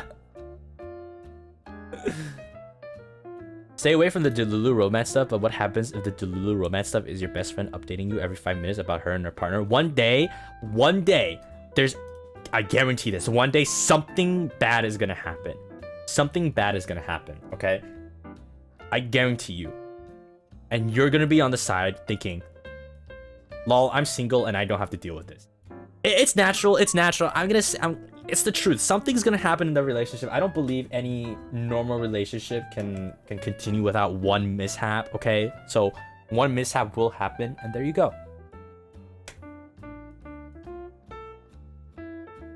Yeah. If you want love, get a cat instead. True. Pets will give unconditional love. Especially a dog. I don't know about a cat, but a dog, yes. But I love a cat. So, exactly. You can buy merch with that Malim's good little kitten. Standing ovulation. What can I say? You guys are love doctors too. Oh my gosh. That's crazy. But there you go. Thank you so much. I hope that helped. But real talk, Malim, if I'm working 24/7 and I'm workaholic but still a hopeless romantic, then should I rot and die? Get some of your vacation holiday paid leave and go to the Bahamas. I don't know. Go to Japan. Go to Korea. Go to the Maldives. Go to Hawaii. I don't know. I don't know. Take your mind off. Take your mind off the things. Okay, next one. Hi, Malim. In your opinion, going to the Bahamas. Okay, guys, Safimane is going to the Bahamas. Wish them good luck. They're taking their paid leave right now, and Ruby Mani too. Yeah, go. Actually, wait. The Mani-sons bring up a good point. Go travel with some of your friends. That's always a fun time. Go camping. I don't know. Or glamping too. Have a fun time with your friends.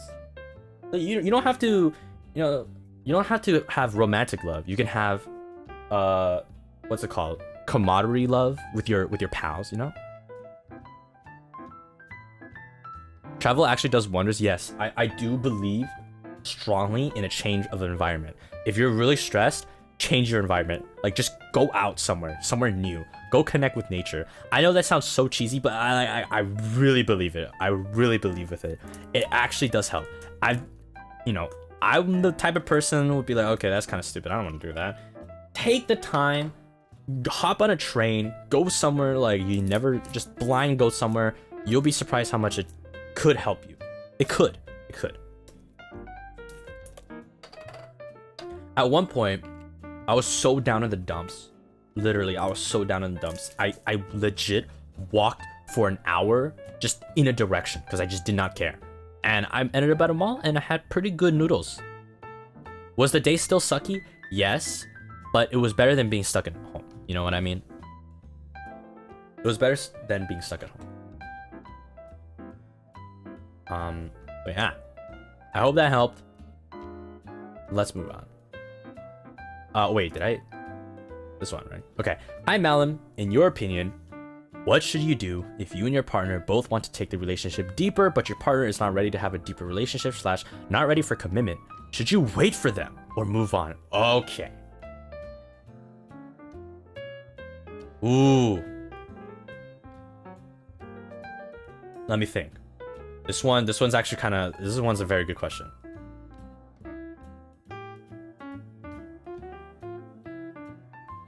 Okay, I got it. First of all, are they showing effort to want to have a deeper relationship? Because that's what you want, right? That's good that you already know what you want. That's important. It sounds like, wait, it says you and your partner both want the relationship to be deeper, but your partner is not ready for it? Okay. So you both want it. Okay. Are they making the effort to do that? To become ready, right? Because it's one thing to say you're not ready. I understand, right? Some people are like that. Okay, I get it. But they cannot just not try to go deeper, in my opinion. Otherwise, I don't feel like they're really living. You know, they're just kind of at a standstill, right? So first of all, are they actively trying? What are the reasons, right? There's a lot of reasons. We don't know the context for sure. But as long as I feel like that they are actively trying and you can see that, then I think it will be worth it to wait. But if they are just saying words, that's a different thing. If they're just saying words like, oh yeah, I'm not ready to make it deeper, blah, blah, blah, blah. And they're just like toying with you, move on. Move on immediately, right? I think it'll be easier if I have like some examples to give you, but I don't really know. Because for everyone, first you have to define what does it mean to have a deeper relationship. Maybe you guys are like kind of like a fling right now. You have a date once a week, but you're not really diving deep into the hard conversations. Or maybe you're not spending as like much quality time. It could mean a lot of different things, but just from this alone, I feel like as long as that they are making the effort and you can see that, and I think it's okay to wait. But if they are not, and they're just saying words for the sake of words, you know, honeyed words, then I think it's better to move on. Getting intimate, meeting parents, moving in. Yeah, there's a lot of different definitions. So I don't know. We can't really tell, right? There's a lot of context missing. So just from that alone, I hope that helped you. For whatever situation, I hope that was broad enough to get you to think about it. So maybe you can apply it, hopefully. But thank you so much. Moving on. I think I'm in love with a friend I made through Discord. Okay? We've been friends for 2 years now, and every time I'm around her, I just feel so loved and cared for, more than I've ever felt from others. The problem is I have hella deflected in the past and have jokingly gone, ew. Anytime people bring up we could be a couple, I don't know what to do. How cooked am I? Very cooked. Do I even bother confessing? Should I just wait till those feelings die? Yeah, you kind of cooked.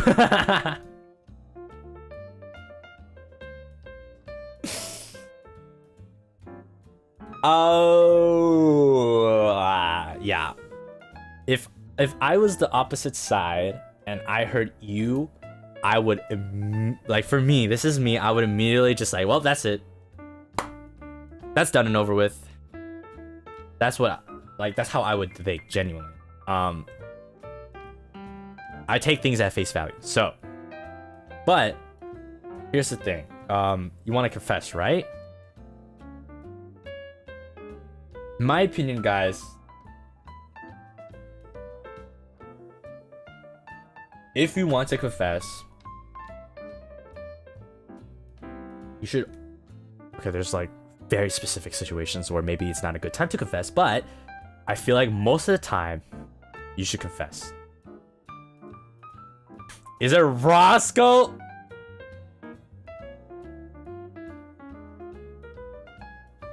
bro, you better hope he's not here, or he's gonna hunt your ass down. Some people take a joking you.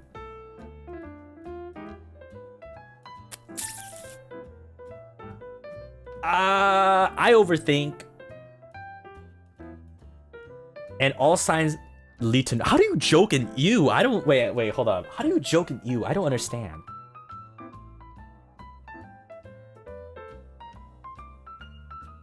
Hey, are you and Malim going out? Ew, no way. Of course not. Is it like that? Maybe if they're like super obvious about it. Like, ew, no, I don't like him. What are you talking about? That's disgusting. If it's like that, then maybe. If it's like that, I guess. I guess I could see that. You guys would be cute together, and then you, like, okay, because when I hear you, I literally think they're saying like, ew, that's so disgusting. Like that. And that would like make me cry. That would make me cry.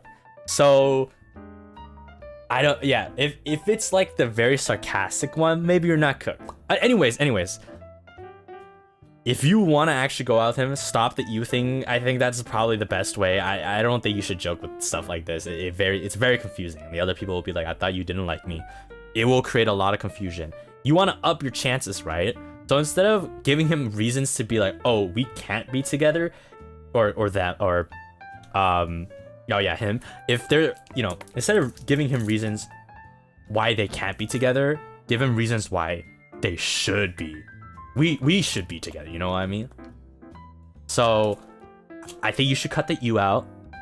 If someone says like, oh, they would look so cute together, you could be like, you could be very sly and be like, yeah, I think so too. If you're confident. If you're confident, you know, but yeah, if you do want to go out with them, I think you should not say you anymore. Should you bother confessing? You have nothing to lose. It's not the end of the world if you get rejected. I want to reiterate that again, you know. You have nothing to lose. Go for it. Go for it. Because either way, whether you confess or not, if you don't confess, it's automatic no, right? If you don't confess, you're not going to be dating. If you do confess and you get rejected, you're not going to be dating. So those are the two same outcomes. Your feelings are going to die if those two outcomes are the only outcomes. Your feelings are going to die either way. So you might as well just say yes, because then guess what? You have another option, and that could be a yes, right? That's how I always think of rejection, guys. Or sorry, that's how I always think of whether or not to confess. The answer 9 times out of 10 is yes. The only time you probably shouldn't is if they're literally like have lost their family member or some very like excruciating circumstances, right? Then maybe think about not confessing. Worst they could say is you, and the anon already did, so there's nothing worse than that. What if they laugh at it? Then that just goes to show that they're a dick and you dodged a bullet. So yeah, it will suck, but at least you'd be like, wow, they really did not respect me enough to be able to give me a good answer. So, you know. Okay. But thank you so much for the marshmallow. I hope that helps. Good luck. It won't be the end of the world. You got it. Keep your chin up. Okay. What do I say to a guy who suddenly calls me his girlfriend out of nowhere, in which I'm not, and I'm just here like standing emoji because in today's society. Ew. Get that guy out of here!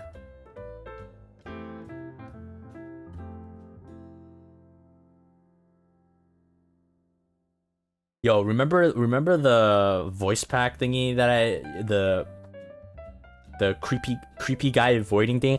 Hey, I gave you permission. Just fucking blast that shit in his ear. Blast that shit in his ear, man. Get the fuck away from her, you creepy motherfucker. You know.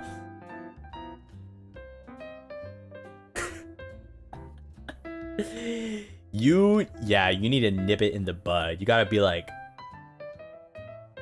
you're fucking disgusting. Don't ever call me your girlfriend ever. What if they say girlfriend? You could, guys, you gotta be strong. You could just be like, why are you saying it like that? The fuck? Just say I'm your friend. Why you gotta put it like that? Why you gotta make it weird? Why are you so weird? Why are you so creepy? You just gotta like freaking barrage them. You know?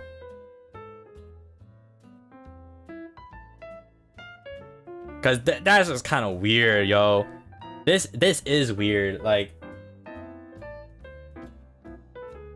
exactly. Give them the most nasty, like, the fuck's wrong with you? Yeah. Is she his friend? The way I'm reading this, it's what do I say to a guy who suddenly calls me his girlfriend? It's like, it's not what do I say to my friend who suddenly calls me his girlfriend. It's what do I say to a guy? It's just a guy, right? So I don't think they're friends, is in my opinion. They deserve that you. Ew. Perfect. Also, if they like try to like, you know, put your hands around them, just go for the balls. Right fucking uppercut right into the balls. Okay? Just hit it where it hurts. If they like try to do anything, if you got heels or something, ooh, just jam it right in there. It'll hurt a lot. Trust me. Yeah. Okay. Dear Genie, is it normal to feel like everything is so strange when I'm finally in a healthy relationship? Yes. I used to be in so many toxic ones. I knew it. That made me feel like this type of current relationship could never be so real. You are not alone. I'm still scared that this may be gone. Please tell me, what should I do? Number 1, you're not alone. Number 2, many people go through this. It is completely normal. Do not be afraid, okay? It is completely normal. I understand you. Your brain, right? There's so many like videos about this and stuff, and like other people expressing their stories, right? You could probably find some like relatability in a lot of other people's stories. It's normal. People understand what you're going through. People have been going through. I suggest you just, you know, look up a quick story and see how people go through their version, right? Maybe you can find some ways to also like fight with that. I hope you told your partner this. I hope you told your partner this, because it is quite a blessing. I won't lie, and especially in this day and age, it's a huge blessing to be able to be in a healthy relationship. And I understand it's a big fear of losing that, and you don't want to go back to the toxic ones, right? But at the same time, you don't know how to act in a healthy relationship. So I'm going to assume that your partner is an amazing partner because you're finally in a healthy one. Let them know how you're feeling. Let them understand. I've been through toxic ones. I might not understand some things. I really hope you communicate with them, because it will help clear up a lot of misunderstandings that may or may not come in the future.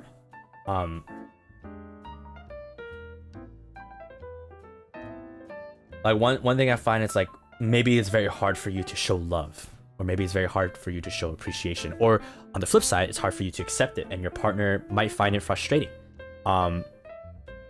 You know, if you just have an open conversation saying like, look, partner, I've been through really bad relationships. I've been treated like this. I've felt like this. But now I finally have you and it feels great, but I'm just very scared. And I'm very worried that I'm going to lose you, or I'm very worried about these feelings coming back up again. And I just want to let you know that. So, you know, it's not always a clear solution to these kind of problems, right? Everyone deals with it differently. But the important thing is that your partner now understands what you're going through, right? And that feels like or in my opinion, I feel like will like help a lot with future conversations and misunderstandings. So as long as you get past that, it's a much easier way to figuring out a solution together. Cause what's a relationship? It's between people, right? And you need both people in order for it to work. You can't go through this by yourself. I know maybe you want to. Maybe some of you are like thinking, I don't want to burden my partner, right? I don't want to like make my partner feel like it's a burden for me or for them to be in a relationship with me. First of all, if they truly love you, it's not a burden. Second of all, a relationship shouldn't feel like a burden to begin with. It should be something that is supporting both of you together, because you're building something beautiful, and that's love, right? So if they really are understanding, you will feel safe with them sooner or later. I know for sure. Trust me. It's just about that one hurdle, opening it up and letting them know, letting them in your world, because a relationship, again, not a one-way street, it's two. Let them share a bit of your pain as well, and together you can come up with your own solution, because again, every relationship is different and every individual person is different, right? So for this, you need to work together as a team, and that, I believe, will make a longer and healthier relationship in the long run. So I definitely hope that helped. But just to reiterate, totally normal. You're totally fine. Don't worry about it. This is something a lot of people went through. You're not alone. Don't be afraid. I mean, it's okay to feel afraid, but yeah. Oh, Roscoe is here. That's perfect timing, actually. Welcome in, Roscoe's. We are doing love advice today. Welcome in. What did you guys do? The fuck? What is that reaction, bruh? Can't you be like, hey, Malim, how are you doing? How's the stream going? Bro comes here and says, what the fuck? My god.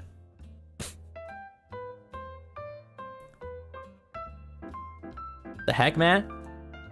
No, I mean the marshmallow. Oh, wait, what is this? Oh, dear. Wait! Oh my god, it's perfect timing! I didn't even read it! Dear Mr. Malim Rizdari, how do I risk Roscoe Grave? That's my only question. I would love some advice. Thank you and have a nice day with love, Sarah. Oh my god.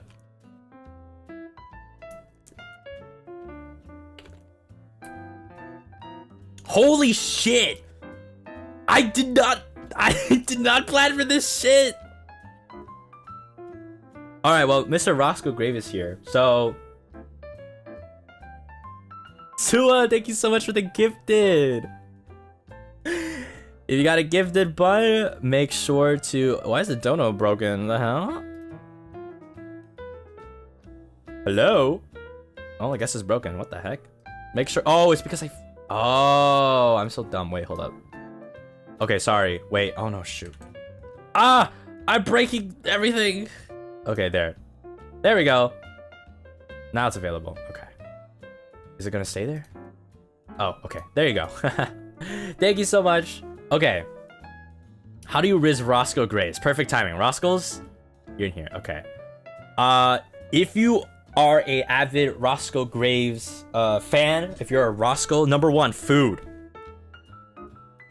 I know this motherfucker like the back of my hand. Food is the way to his heart. Legit. Cook him good food. Bonus points if it's Mexican food. Literally become a housewife or house husband. Cook him food. That's one way to his heart. Okay. There you go. That's like actually genuinely, I believe it's probably the number one realistic way to get his heart. I think. Okay. Second, do you love cosplay? Cause you might as well start loving it now. Put on those fluffy ears and a fluffy tail, and there you go. Bonus points, wear that while you're cooking. Oh my god, bro is done. Bro is done. Roscoe Graves, more like Roscoe, your property. You're slandering me, that's crazy.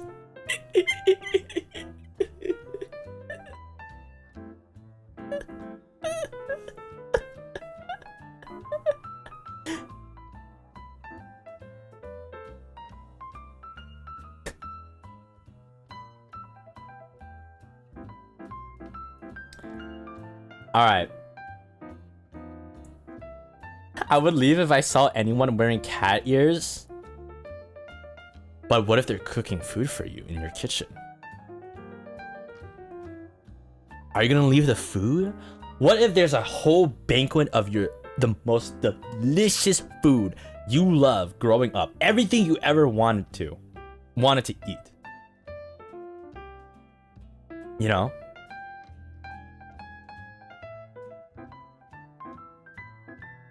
I'm just saying.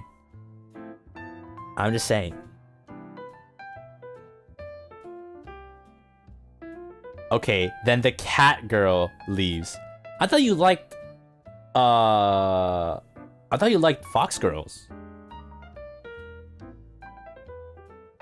Wasn't there fox girls? Or was it just not IRL? Yeah, not IRL. Yeah.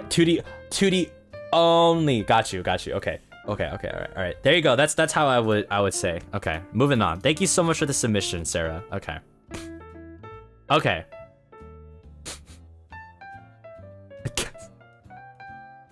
What do you mean?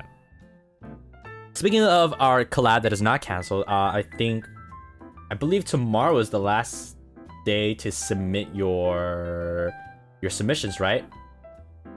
It's tomorrow, by the way.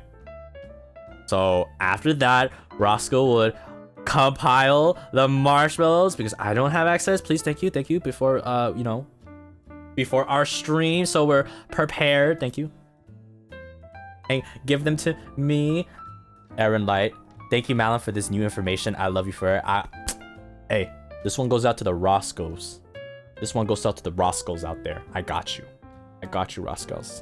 Yeah, got you. Also, wait, one more thing.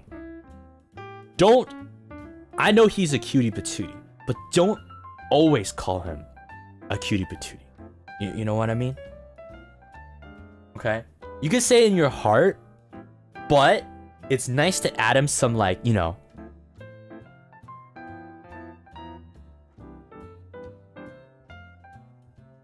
you're so handsome, or thank you, Malim. Thank you for the super chat. Thank you. You know, you're so cool, or you know what I mean? Gotta mix it up. Exactly. Gotta mix it up. Yeah.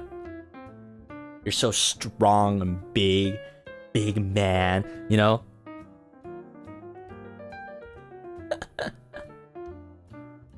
I mean, you don't have to agree with that. You could keep it. You could keep the real truth in your heart, but you know. If you want some sugar, bro. You're so alpha, Rusk. Oh my god. Yeah, that. Whatever. What's looking good? Wait, what? What's looking good cooking? What's cooking good looking, you mean? Yeah, something like that. Yeah. Throwing a puppy there. He was calling himself an alpha. Yeah, you know, oh my god, this is what you should do. Like, example, right? Oh my gosh, chat, I'm so alpha. And then you could be like, yeah, you are an alpha. Like that, you know what I mean? I'm just saying that might get someone's toes curling, I think.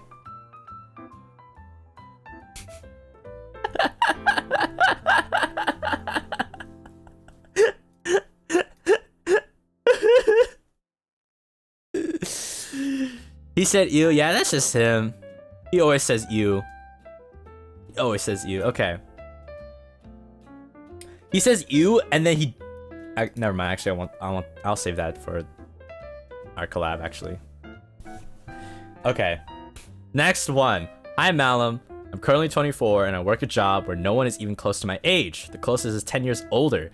Do you have any advice on how to meet new people? Okay. Yeah, I think I talked about this actually. I've tried dating apps, but they feel so awkward. I don't know how to hold conversation on them. Please help a girl out.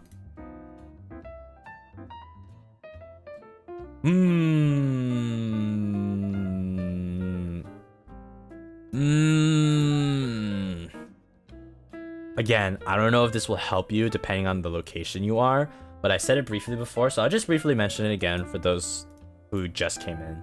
I think the easiest way is get involved with like a community event or something. Like you know, go volunteer, go do like some kind of work or maybe some kind of event or you know, or like maybe a class, like a cooking class or a botanist class, maybe something like that, where you can get involved in a group environment where everyone is working towards a same goal, right? Because it's very easy to just strike up a conversation. Also, go to the things that you actually like doing and not just go to the things for the sake of going, because maybe it'll be much more easier for you. For example, if you like flowers, go to like how to make like a flower arrangement class, maybe, right? I can't guarantee there's gonna be people around your age, so maybe find something that's more like around your age, right? Go to like that class, and it's so much more easier to strike up like, oh, what kind of flowers do you like? Or what kind of, why did you take the class? Or why, like, what does flowers mean to you or something like that, right? You can easily start a conversation versus like just going to a cafe and sitting down and hoping somebody just for some reason comes up to you and be like, hi, can I date you? It's very rare these days, very rare. But yeah, pottery class, yeah, that's a very good example. If you like pottery, you can, you know, oh, what kind of thing you want to make, or why do you like pottery, or you know, what's your advice on this? It's very easy. It's much more easier to strike up a conversation that way. It's winter. Thank you so much for coming back for another month of the bonfire. That's honestly a good idea. Thank you. I try. Yeah, for those who are coming in for all the raw skulls, I know that one we just did was really funny, the previous one, because damn, that timing was crazy. But actually a whole chunk of these are like real love help or like seeking love advice. They're pretty real, I would say. So that was kind of the vibe we had. So I hope you guys are okay with that. It's not all gonna be funny. We got some real ones. So that's kind of the vibes. Yeah, the deeper one. Yeah. So maybe you guys have your own issues. Maybe this will help you. Yeah, somehow if the events are similar. But let's move on. I'm just letting you guys know it's already been 2 hours and we're not halfway done. So maybe we should start speeding some things up. Oh, 8. Ma'am, thank you so much for the super chat. Taking down notes. Okay. I hope they will be helpful. And Ying, thank you so much for the 10 gifted. Oh my gosh, thank you so much for the 10. If you guys got gifted a bun and have been trapped in the bonfire, please make sure to thank Ying. Thank you so much. I appreciate it so much. We don't have a membership this week, but I am thinking of one next week, so look forward to that. Thank you so much. Welcome to the bonfire. It's pronounced ate. Oh, that means older sister, right? In Tagalog, right? I feel like I remember that. Ate, like sister. Okay, I remember it. Ate, ma'am, thank you so much. Again, thank you. I hope I said that right. Okay. Next one. Hello, Malim. I hope you're having a nice day. I'm a big fan. I want to ask a question. What do you think is the best meal for a first date? Let me think. Number 1, no soup. No noodles. That will slurp and it will get all over your outfit. That's off the menu.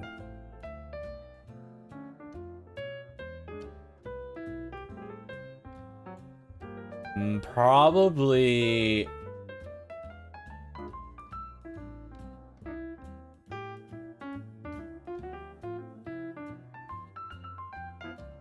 Eat something savory,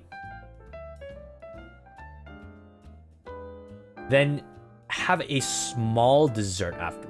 I think would really sweeten the deal.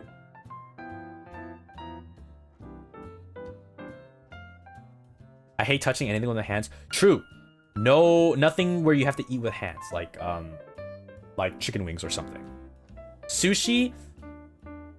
I don't know actually for sushi. I don't feel like for a first date. I don't know if that's a. I don't know. For some reason, I feel like I wouldn't think of a sushi date as a thing. Let's go to a cafe. No, actually, you have a meal, then you go to the cafe because you can continue your date longer. Ooh, yeah. Unless your date is super into sushi, that's true. If your date already has like, my favorite thing is sushi, my favorite thing is eating noodles, just take them to it. That's always a bigger plus. But if you don't know, I think maybe having like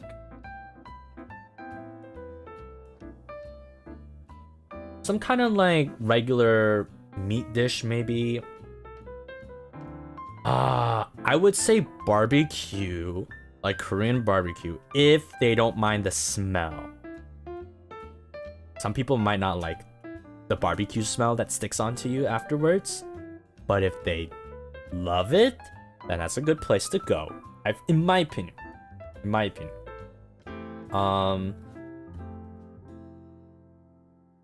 Honestly, I feel like more than anything, more than the food, I feel like you have to consider the whole environment too. Cause like, there's a difference between eating a burger at like a really nice place with good mood lighting and a pretty view versus eating a burger at a local chain. Technically, they're two of the same thing. It's just a burger, right? But one has a different mood than the other, right? One is at a restaurant, probably paying a lot more, but there's the experience versus one that's at like a burger chain. So I feel like also you have to consider the environment that you're gonna go to, right?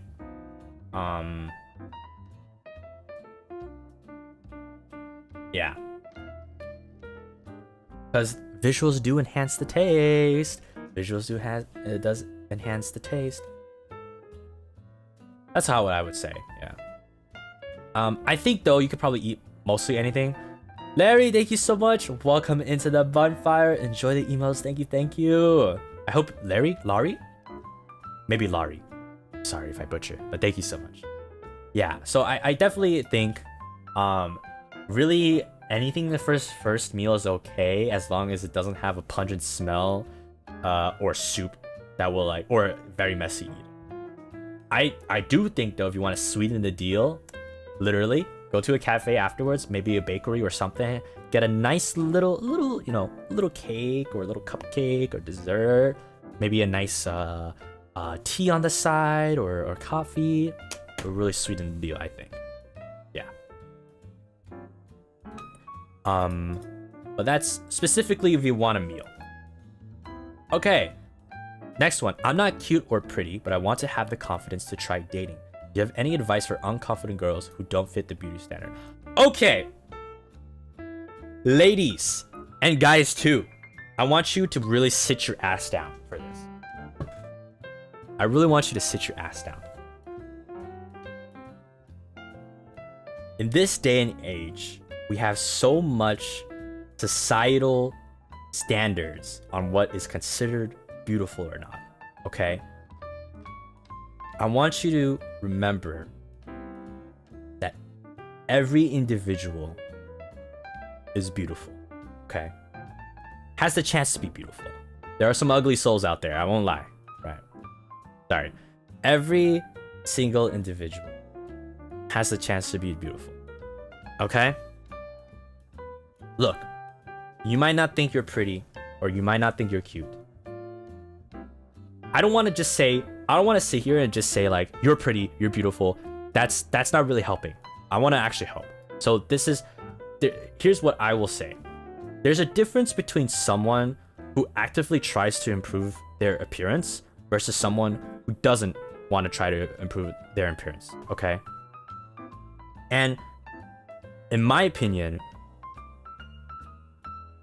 the person who does try to make an effort will always look more prettier. Like if you think about it, like I'm being very, very straightforward, literal, more prettier, quote unquote, right? I don't want to just sit here and be like, guys, you're already beautiful yourself. Okay, I think that's already overdone. You want to do something, you want to change, right? This is what I'm telling you to do. Because this is what I did too. I was a chubby kid. I had a bunch of acne. I was not anywhere near what I am today. I still don't think I'm like the most hottest shit in the world, but I wasn't like what I was before, right? So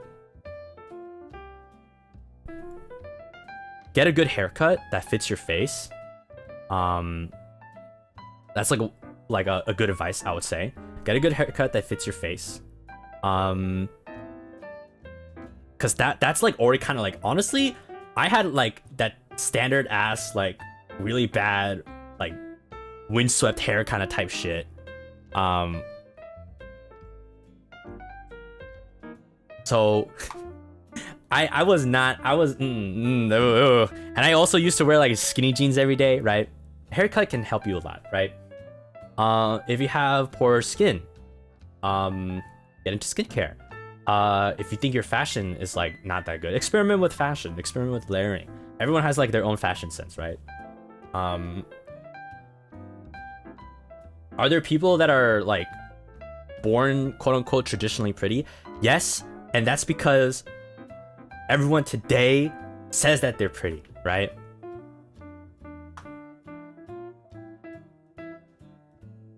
I know people who I think they are absolutely dashing, or they're handsome, or they're beautiful and pretty, and they would legit tell me in my face that they are ugly. And I no, no, you are not. Please shut your bitch ass up. You are not, okay? You are not. I will also say personality is a big factor in what makes you more attractive. Having now that doesn't mean like you need to be super suave and confident, right? Or you need to be super like alluring and sexy to capture all the hearts. What I mean by a good personality is that you can be a genuine person and talk to people. Because people love to talk about themselves, right? People love to have connections. If you can be a good listener and really engage with someone and really be there, that will do you so much wonders. It will do you so much wonders. You know, nowadays, like dating, right? It's like, oh, what do you do for a living? Oh, how's your blah blah blah, right? So many empty words are just being thrown out, and I feel like so many people these days are just there to like hook up and just to feel the thrill, and then one night stands and whatever the fuck, right? I mean, if you do that, that's your own life. That's totally like whatever. But I honestly think we are too focused on what we look like and not focusing on who we are nowadays. Is what I'm getting. I don't know. Confidence starts within you. I do agree. Don't be so stuck up on the conventions, like conventional attraction. I really feel sad for a lot of my friends that do go through the same thing.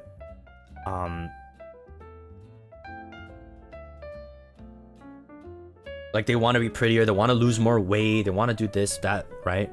But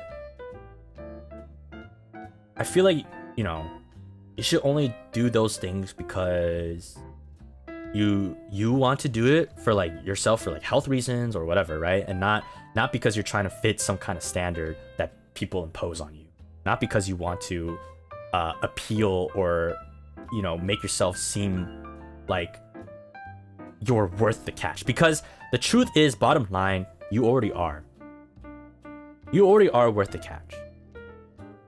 You know, everyone has a unique quality about them that makes them worthwhile for someone else. You know, being about confident, hearing your own voice, your own thoughts, and sticking to your morals is so attractive. I do agree. Self-awareness is also very, very attractive thing. Don't get so hung up about other people. Yo, thank you so much. Welcome back for another month of the bonfire. Cupidari spitting facts. I don't know. I hope so. It's just what I think, though. I don't know. Because, like, some people might think, like, oh, it's easy for you to say, Mr. Malim Cendari, hot, fiery genie. You're so hot and perfect. So, of course, it's so easy for you to stay. But I've also had my down glows, I guess. I've been in the position of being the ugly. I have been made fun of. So, and the way I did it was for me, I don't like being told just simple things like be happy, right? I find it so like, I don't know, what's it called? Like, really lowering the situation. Like, it feels like you're not really understanding what I'm trying to communicate with you, right? You're just giving me these like, oh, well, you know, you should just do this and it'll all be better. It's so stupid. So for me, I actively just tried to do it, change things about myself, because I generally wanted to. I didn't want to, you know, feel unhealthy anymore. But it did change, and it wasn't because I didn't do it because like I wanted to appeal to other people, but I did it because I generally felt not good in my body, right? And I changed it, and now I feel relatively okay. You know, I don't think I'm the most confident person, but it was definitely a big step from before. So I can understand like the need to wanting to be cute or pretty, but you already have it. You already have it in you. Just let other people see it, you know, and not some weird like rules that we make up in like today's world. Because, you know, I feel like going through these standards, you're kind of like commodifying yourself. Like, it makes me think like, I don't know. Maybe I'm getting too into it, but it's like you're kind of making yourself feel like a product, I think. And it's like you're a product competing amongst other products, right? In society. We live in a society. And it's all this competition thing. And it gets too in your head. Just focus on the things that actually matter. Human connection, genuine relationships, experiencing life for what it is, right? Beauty is subjective.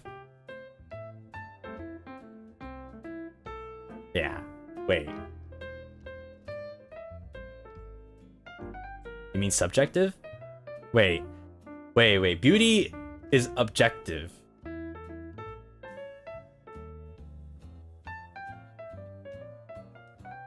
I don't know, but anyways, beauty standards, don't worry about it. I made changes initially because I wanted to be attractive for others, but in the end, once you made it, you really don't give a fuck anymore. It's like choosing what K-pop group you want to listen, even if your group isn't famous at all, but you like the songs that group makes and sticks to it. Beauty is in the eye of the beholder. Yeah, beauty is in the eye of the beholder. I know, look, if a person really loves you, they will love you, and they will love everything about you. And you might think you are not pretty and not cute, but the other person, because it says you wanna have confidence in dating, right? The person who does love you genuinely will think you are their goddess.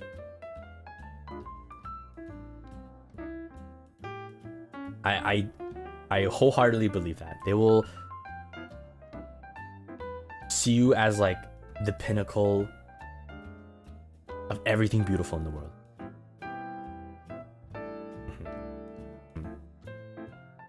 So don't worry about not being visually attractive, okay?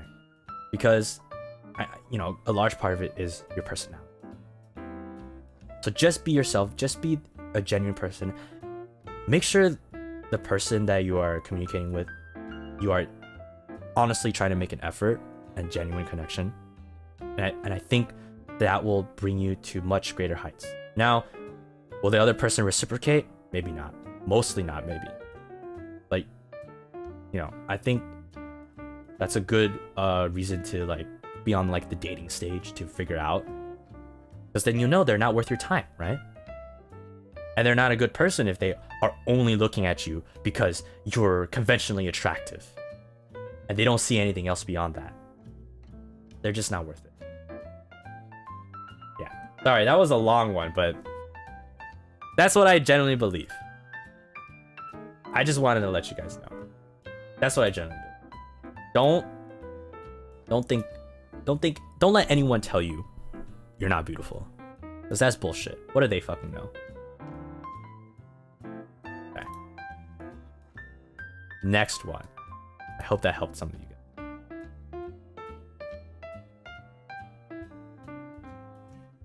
And also, if you think about it, sorry, one more thing. Yupi-san! Juken no gift arigatou gozaimasu! Guys, if you got gifted by Yupi-san, please say arigatou, Yupi-san! Thank you so much, Yupi-san!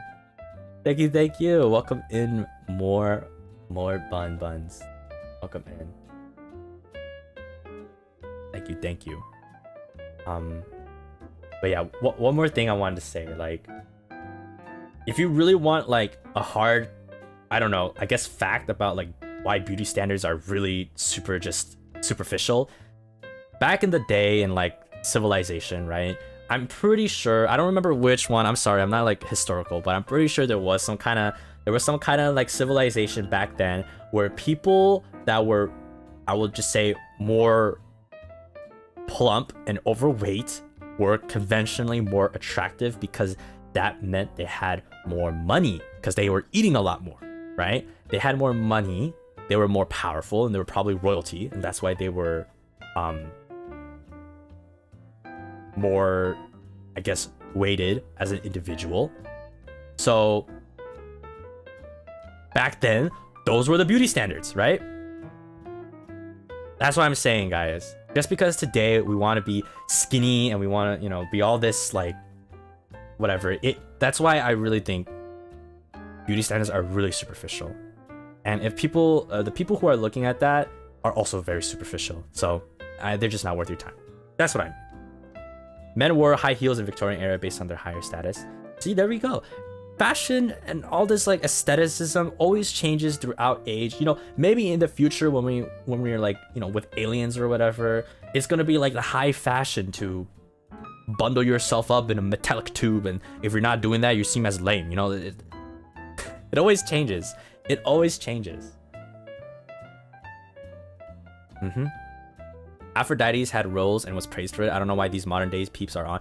See, there you go. There's more reasons. If you're a person that wants facts, whatever, or like a realist, there you go. This is how I would try to convince you. Look at the past. Everything changes. It's gonna keep on changing. In the future, today's beauty standard is not gonna be the same, right? So really don't force yourself to always think about it. It's gonna change anyway. It's just really useful. Yeah. Okay. Next one. Hi. I want some advice on how to date, but most people just say go outside. But I've been outside and not much has happened.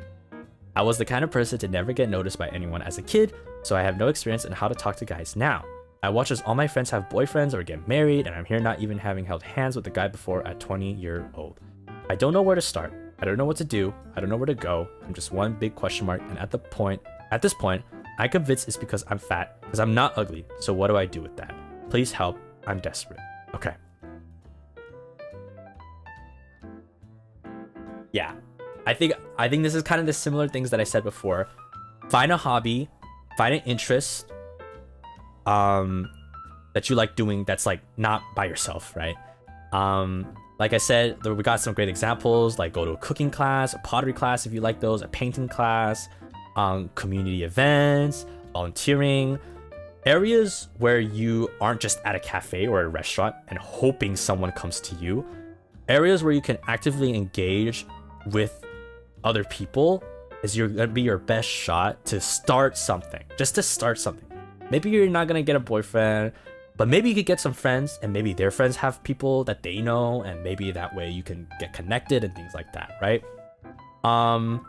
If you're at school, easiest way to do it, like there's so many opportunities at school, clubs, right? Like I said, maybe there's a concert, maybe I don't know, maybe there's like something going on at the park, or maybe there's like a school-wide event or something. Those are probably like the easiest way to just get to someone. I think personally, maybe you shouldn't go into it like expecting a boyfriend, but go into it thinking about making a friend first, right? Whether it's a guy or a gal, or anywhere in between. Think about just making a friend first, because once you make a friend, they have friends, and those friends have other friends. Connection, a wide net. There you go. As a plus size woman, whatever your body type is, you're still beautiful, Anna. Yes. If as long, I don't want to say like, if you're unhealthy, that's like a different thing, I believe. If you're a healthy person, you're a healthy person. That's the bottom line. And you're beautiful no matter what. Plus 20 is still young. Exactly. 20 years old is so young. Like, don't worry. You're gonna have so many chances. Go out, go travel. Just live your life right now while you have the chance. Because eventually you're gonna get old and you're not gonna be able to do all the things that you would want to do when you were younger. So trust me. Don't be afraid of new opportunities. Take them openly, Just go out and try something. Go maybe take a swim class, go swimming, something like that. So kind of already said it before. I will give the same advice to you. So yeah, hopefully that will help you. Remember, I think it's much more easier to start out as friends than go into just like expecting a boyfriend immediately. So hopefully if you get into like something with a community event, it'll be much more helpful. But yeah. Okay, thank you. All right. With the way my friend behaves, I think they like me. We don't text much, but whenever we do, they end the text with an I love you. It only started some months ago. I don't know if they mean it platonic or romantic way. Right after they send the text, they change the topic very, very quickly and I can't comment on all. Do I continue being confused about the intentions or just ask them? Some people just say I love you because that's how they are. So I can understand.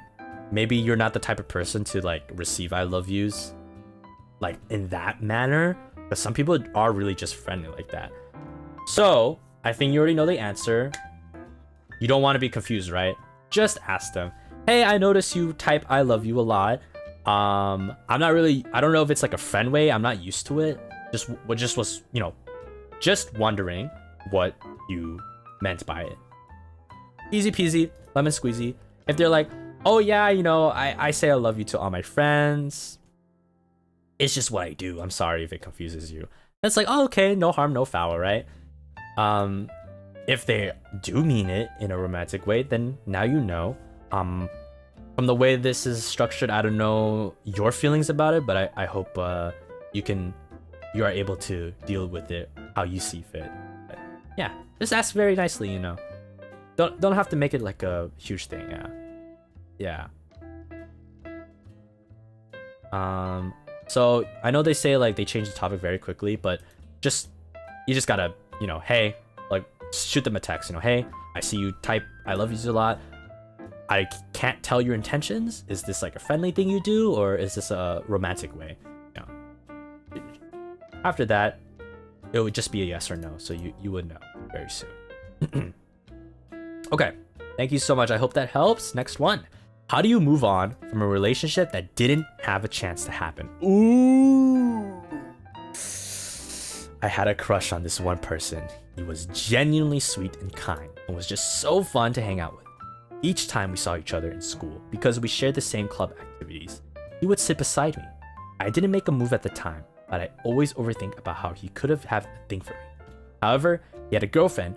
He was in a toxic relationship. He didn't break up with her, she did.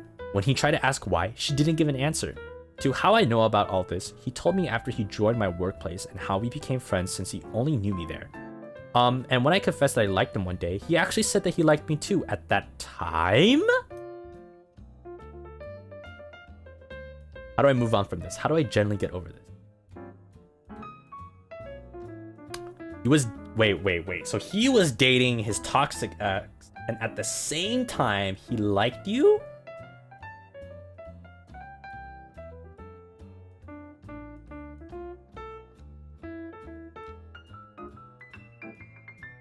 Is that what I'm getting at? Okay, but I think this was a long time ago because they were at school, and then now they're at the same workplace. So I believe this happened at least a couple of years, like a year's time span, right?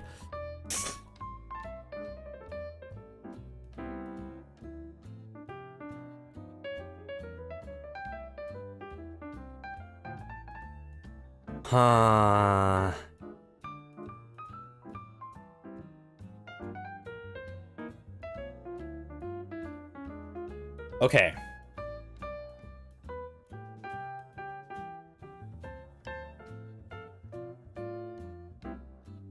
Oof. Is this Zuda? Oh my gosh, are you guys calling them out? That's crazy.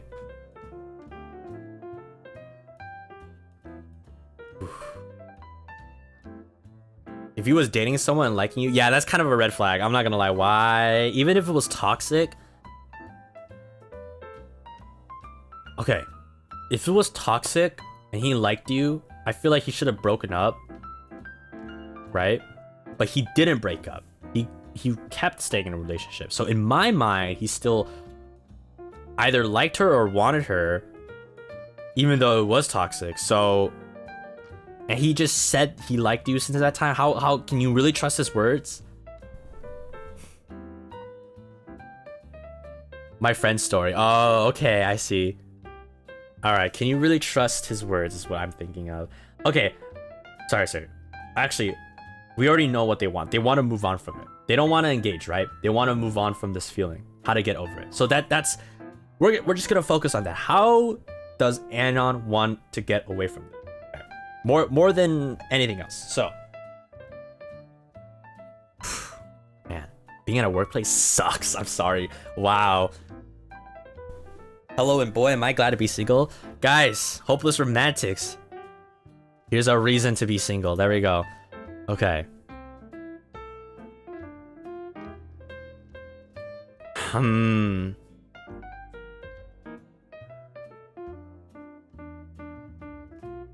Maybe really consider like what character this guy is, you know, what type of person he is.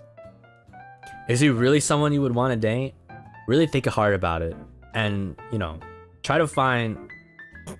Okay, this sounds really mean, but if I were trying to if I was trying to move on, I would find every bad reason not to date them, and I would feel better about myself for not dating them. I don't know. I'm gonna be real with you guys, okay? That I can't be a saint. I can't be a saint for all of these ones. So I'm gonna tell you what I would do. I would list out every bad reason. I would list out every bad thing about that person and convince myself that they were not a good choice. And I would consume so much like idealized manga and like hopeless romantic stories about like, oh, this guy would never be this person in whatever manga this is. Bruh, I'm better off with 2D. See you later. That's what I would do. I'm sorry. It's not a... I can't be a saint for all of these. What if he changed for me? Oh. Okay. Guys. Everyone. Oh.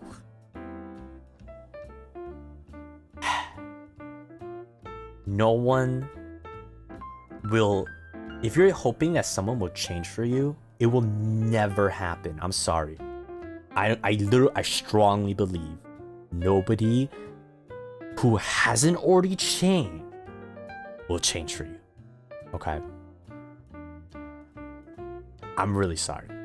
I really think that's facts. People could change, sure, but I'm talking about, like, if you already asked and they haven't done it the first time, they're not gonna ever do it.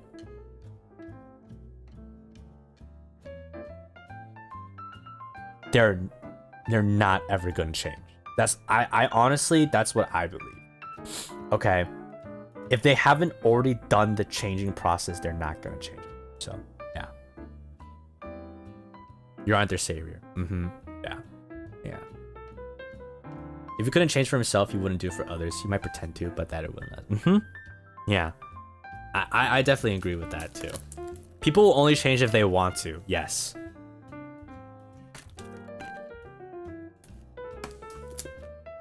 So that's how I would do it. I don't know if I can give like a saintly, wholesome answer to forget about him. You gotta antagonize him, honey. You gotta antagonize him. I'm sorry. That's how I would do it. Because otherwise, I feel like the other things you would do is just kind of distracting. And it eventually does go away, I guess. But yeah, I don't know. I hope that helped. Ooh, that's one of my non-romantic answers. Ooh, okay. Hi, Malim. I learned from my past relationships that I should be someone I want to date. Do I want to date myself? Yeah. Okay. My friends often... yeah.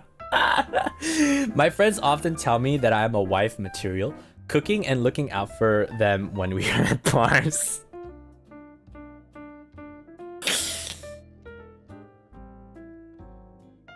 Look, okay. I have one reason. My love language, there's like two ways, right? There's love language to receive and love language to give, right? There's two ways. For me, it's the same thing both ways, so that makes my life easier, and it's physical touch. So if I had another me, not keeping my hands off. I'm just saying. Okay.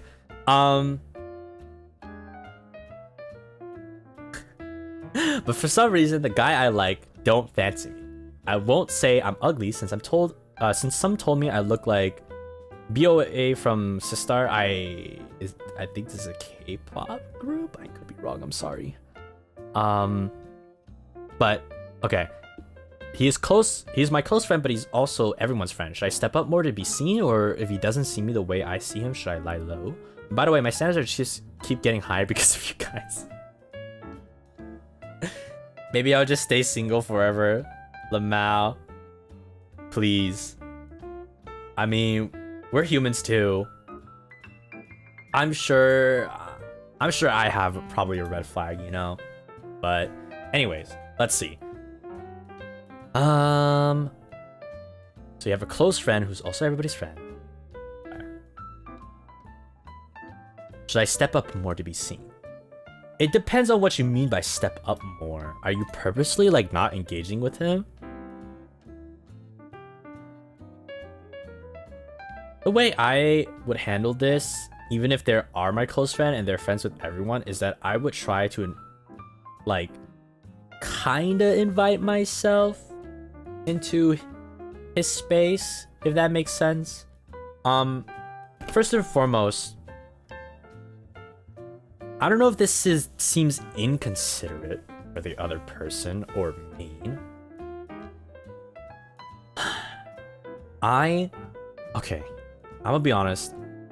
I won't consider the other person's feelings. Oof. This is gonna sound really red flaggish of me, but if I like someone, okay, this is how I'll explain it. I'll use your situation. I'm you. I have a close friend. I like him, and I want to date him, right? So I would just keep throwing like signs or try to hang out more or like throw like very, you know, kind of flirtatious like undertone words, right? Without any regards to if or not he likes me. That's not what I'm worried about. Let him cook, guys. I'm so sorry. I think I've worded that really wrong. But that's what I meant. Like I would just go full first with my feelings, and I worry about the consequences later. Is how I would do things.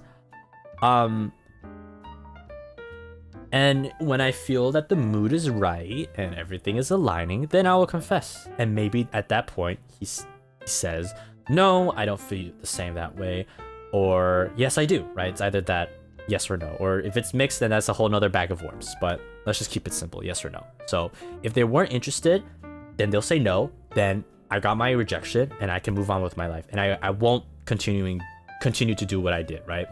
But at least in the beginning, I will be unapologetically myself, and if I like them, I'm gonna make it obvious and they're gonna know probably.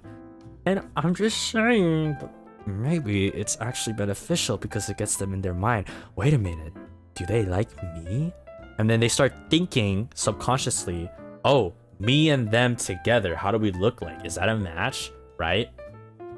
Because if you don't do anything, this is my opinion, if you don't do anything that gets them to think at least a little bit, they're not gonna think of it at all unless they like you, right?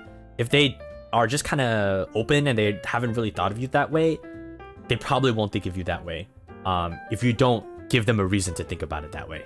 Okay, so this is, I guess, kind of like flirting / how to get someone's attention. What's it called? Advice. So just be unapologetically yourself. If you like them, show that you like them. If they don't like you back, they will tell you, you'll be rejected, and then that's it. But if they do like you back, they'll say yes, and then you can continue from there. So, you know, that's how I would go through with it. So if you do want to date them, should you step up more? I would say yes. Don't worry about whether he likes you or not.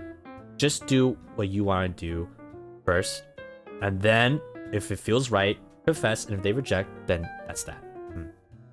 Because at least then you could build a groundwork for them to think about it, at least in the beginning.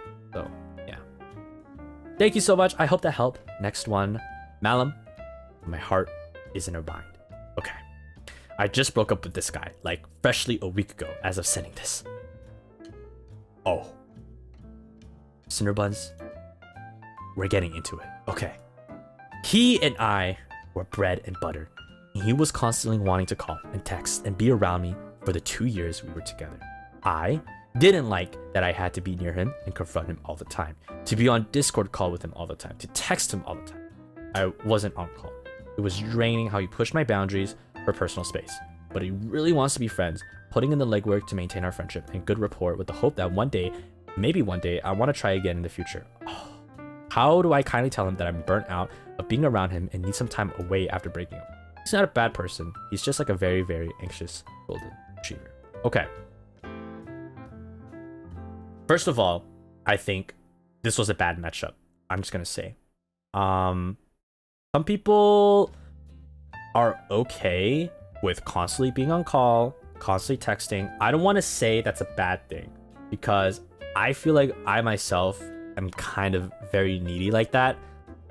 I imagine myself wanting to always constantly be in touch. So maybe that's my red flag for some of you guys. But I'm kind of like the crazy. I always want to be on Discord call. I would probably always want to call and text and need to know what's going on. So because of that, I'm a little bit biased. I'm just gonna say I feel like that's a pretty normal thing, and I know people who are similar to me, but it's not okay for you, and that's what's important, right? This was not a good matchup. So you kind of already have your answer. How do you tell him? You kind of already did to me. You are burnt out of being around him, and you need some time away from after breaking up. I think that's probably a beautiful way to say it. You know, maybe you could add a little bit more. You know, insert your name. You were a great guy, but personally, I just didn't feel like our relationship was a perfect match. I felt suffocated from constantly having to cater to you, or being, you know, having to cater to your attention. And for me personally, I don't think it fits well with the relationship that I want. I value personal space, so it's very important for me to have time to myself. But you know, maybe you could add in like, we had good moments and it was great, but I'm sorry, I need some time away from you, and I need some time for myself. And as long as you're genuine and what you write is true, that's all you have to do. If, you know, they don't accept it, that's their own problem, because there's not much else you can do, you know? There's not much else you can do. You've already broken up. You are your own individual. You need to prioritize yourself, you know? You've already been catering to him, and, you know, you realize that's not for you, and that's perfectly okay. So you've already ripped the band-aid off of breaking up. It's time to set it in stone for good. Just one last text. If they don't accept it, you know, you don't really have to reply back, because you've already said what you said, and it's not like you're ghosting them. You've already said what you needed to say. They can't accept it. That's their own problem to figure out, and you can start moving on with your life. That's what I believe. So I hope that helps. Thank you so much. Okay. Hey guys, I'm planning on confessing to a girl next week. Ooh, let's go. Context, we've known each other for 3 years and currently in the stage of unspoken mutual infatuation. Ooh. Okay, we're going ice skating and having dinner together. Ooh. Okay. Is it best to do it during the date or at the end of the date? Also, should I make a tiramisu, her favorite dessert, for her, or buy her flowers instead? This is so cute. It seems weird to give some tiramisu for a confession lamau, but I feel like it seems more thoughtful compared to flowers. I might be overthinking this, but she's too majestic for me to fumble. Oh my god, you're so adorable. What the hell? I got you. You're so cute. Holy shit. Okay, number one, do it at the end of the date. I'll be honest with you guys. Prioritize having a good time first, because if it ends up not going good, for whatever reason, if it ends up not going good, at least you guys can separate and be on your way, and you can be by yourself to regulate your emotions, right? So, in my opinion, don't ask out during the date. That's what I do. If it works out at the end of the date, right, and it's great and you guys are together, you guys will have many, many more dates in the future. So don't worry about it. Just focus on having a good time with each other, okay? Because at least at the end of the day, you can take that home, you know? Whatever happens. Second of all, tiramisu. Tiramisu, tiramisu, tiramisu. Don't get her flowers. If she loves tiramisu, make the tiramisu. Tell her you made the tiramisu for her. It is not weird. It is more, you are correct. It is more thoughtful. She will be overjoyed. I guarantee you. It's so cute. Say, you bring it up in a little Tupperware to say, oh, I made this tiramisu for you. I know you like it, so I made it for you. Oh! Am I right, Cinderbuns? Hey, look at the chat right now. Everyone's agreeing. Everyone's agreeing. If you want to get flowers, you can get it too with the tiramisu. That will be even cool. But I think if you're just gonna make the tiramisu, you know, if you don't have time, focus on the tiramisu. That's your priority. Okay, that's your priority. That's my answer. I got you. I hope it goes well. This is so adorable. I wish you a lot of luck. I really hope. I really hope. You got it in on. Yeah. This is so cute. Okay. If it is unspoken mutual infatuation, if you got that feeling, trust your gut feeling. I think it will go well. I really wish for you. Wish for good luck for you. Thank you so much. Okay. Chivalry ain't dead. That was such an adorable one. Oh my gosh. See, stuff like that makes me more hopeless romantic because I believe in the goodness of this world. Alright. Hello, Malim and Citterbuns. I hope the stream is going well. Thank you. It's going amazing. I don't know if this qualifies as asking for love advice. I've never had a crush in my whole life, and no one has had one on me either. Do you think something is wrong with me? No. I'm just gonna say it straight up, no. It's not like I don't yearn for love at all, but it's definitely not a priority in my life. I feel like a part of the problem is because I haven't figured out my preference. I do sometimes feel like a total loser, but it's not bothering me too much. I just hope I'm able to love someone. I can't really talk about it with anyone, so anything that comes to your mind would be appreciated. First of all, there's nothing wrong with you. Trust me. Love works differently for many people. Maybe you haven't found the right person to make you feel it yet. It's totally a thing. Maybe, you know, your priority lies elsewhere, like you said right now. It seems like, it's not bothering you too much, and love is not your first priority. What I find is that if you are actively searching for love, I feel like, I don't know, this kind of sounds like weird voodoo magic, but like that kind of mindset like will kind of push you into situations where you're looking for love, if that makes sense. Like, because if you're thinking about, oh, I want a partner, I want that, right? You're gonna subconsciously be looking at situations in the context of wanting a partner, right? So if you're not prioritizing that, you probably might not have seen like signs of potential opportunities to be dating, is what I'm thinking of. Now, it's totally okay not to prioritize love. You know, people have their own lives nowadays, right? And loves come in so many different forms. So I definitely think that's okay. And there are many people that go through the same thing. There's nothing wrong with you. I want you to know. Take it slow. Let it come to you, you know. If you're okay with it, let it come to you. Have an open mind though, you know. Sometimes fated meetings do happen. Fated meetings sometimes happen, right? So I definitely think if you keep an open mind, you might be surprised about how the world works sometimes. Yeah. I hope that helps. I know it's kind of like a very vague thing. So yeah. If you do ever start wanting one, I think that naturally will put your minds towards like looking for a partner mode, if that makes sense. So I think naturally it will be okay. It will naturally happen, I feel like. Okay. Hello, Malim. Hello. I think one of my friends has a thing for my...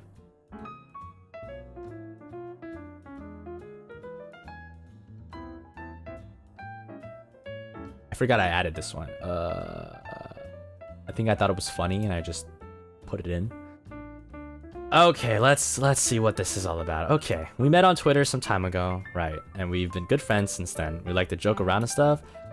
But recently he's been, I don't know, like very vocal about my feet.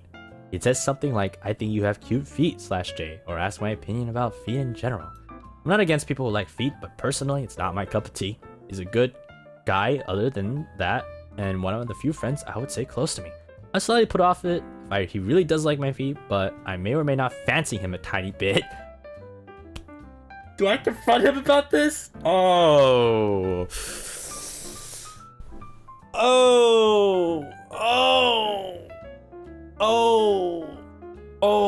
brother. Oh, how do I get into this?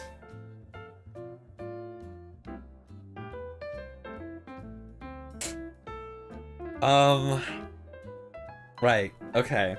Let's break this down.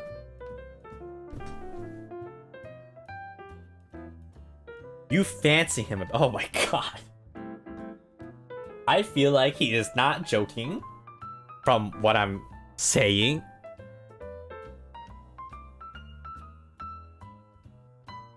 Please, not you guys pointing out Nye. That's crazy.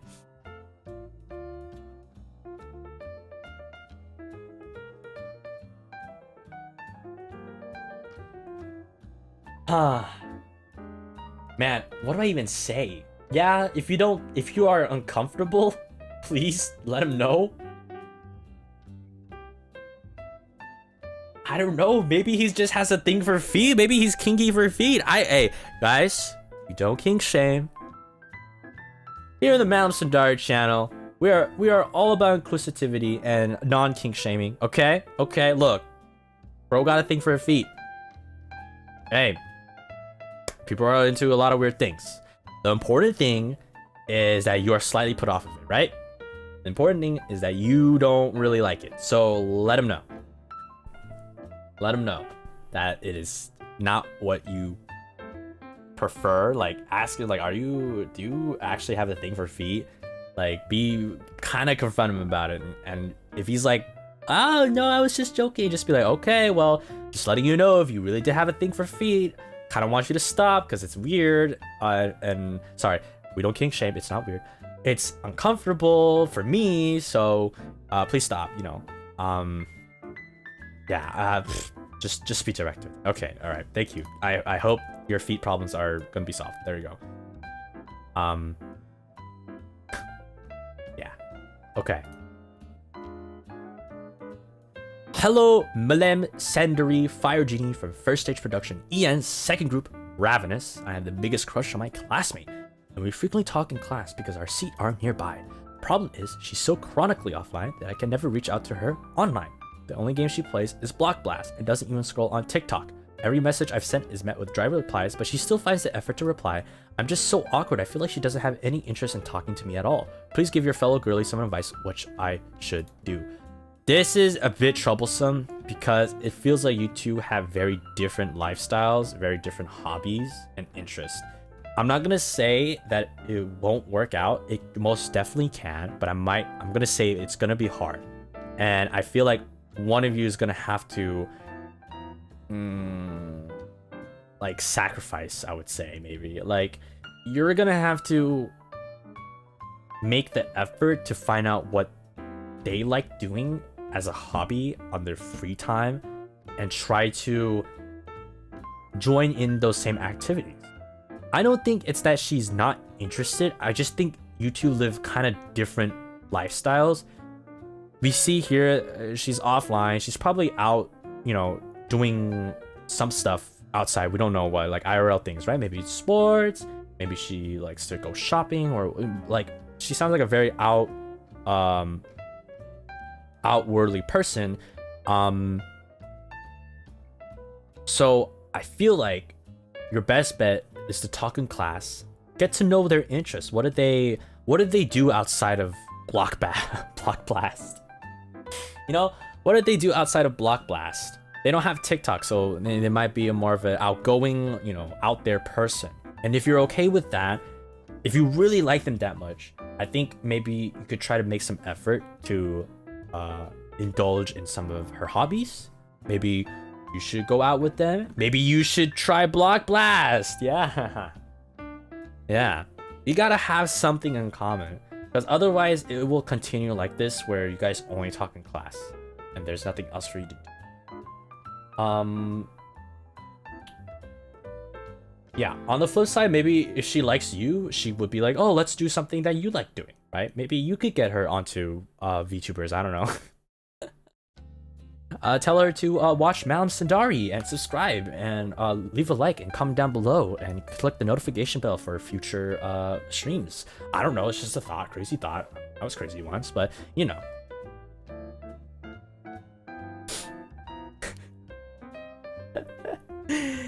Food for thought. But yeah, I definitely think you probably, if you really do like them and you want to try pushing your relationship more, try to find out what they like doing and do it with them if it's possible. even if I know maybe it's not something you like doing, but if you really like them, I think showing the effort will go. What's it called? Showing an effort will benefit you in the long run. Yes. You know what? Get it, King. I'm just trying to get that bag, guys. This is a long one. Okay, let's get into it. I'm trying to go through this fast because we have like quite a handful more, and I still got time. Okay, and I have to be ready for Altus's collab. He and I, we're gonna do It Takes Two, so remember that. Okay. I've been having 2am calls with this girl, helping her with uni stuff, listening to each other's favorite music releases, and sending each other cute animal posts with the caption, "Lol, this is us." I hope she sends it back too. One day she, I assumingly jokingly, asked me when I'm going to mat up and ask her out already. Ladies of the court! Do you think this is a joke? I'm not gonna even read it out. This, I've played these games before. You already want her? Look, dude. I'm not even gonna read. I'm gonna read the rest, but I'm not gonna read the rest right now. And I already know whatever. Go ask her out, dude. Just do it, bro. Bro, you need to do it. If it was me, I would have taken that chance. I would have just said. I would have been like, okay, imagine this. Malim, when are you gonna man up and ask me out? Oh, okay. You wanna go out then? I would just fucking do it. It's the perfect setup. She's already asking for it. Just do it. If she's doing it in a joking way, you could do it in like, I mean, not in a joking way, but like, you know. She's like, I'm serious. Yeah, I'm serious. Let's do it. Let's go out. You asked me. I'm asking you again, you know? That was a free pass. Exactly. I realized, okay, I'm gonna read it out now. I realized that I can't commit to being in an official relationship with anyone. What?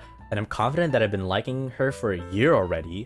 I, as usual, let out some pissed answer like, lol, I'll just chase after you forever, and we just continue joking as usual.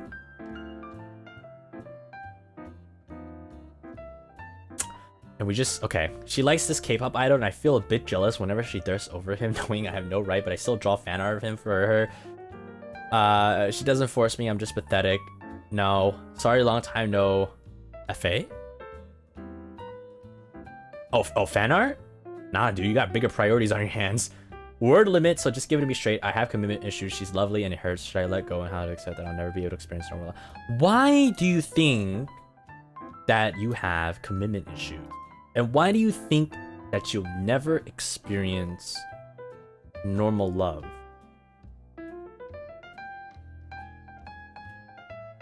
Like, I don't want people thinking that they don't deserve love or they are not equipped for normal love. Everyone deserves love, and everyone is able to get love, is able to acquire it. As long as you're a good person, of course, you know what I mean?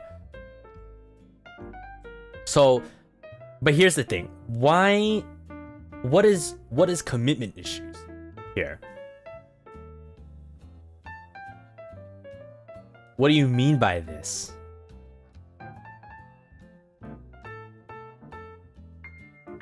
Look, guys, we don't know what it means. Maybe they're scared of the risk. That could be true. It could be that they're scared.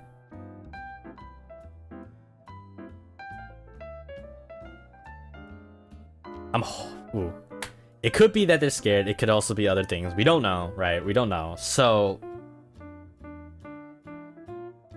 I think you need to focus on that first. I don't think it's fair for you to be in a relationship when you know yourself you have commitment issues. I'm gonna be honest. I don't think it's fair to her.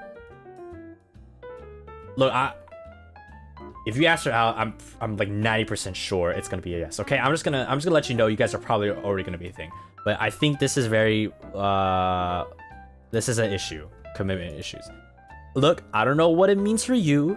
We don't know, right? There's not much context. Why do you feel like you have commitment issues? Are you scared of being in a relationship? Do you not want to be tied into a relationship? You just, you know, want to have a more open lifestyle, I guess you could say. Depending on this, the answers could wildly be different, right?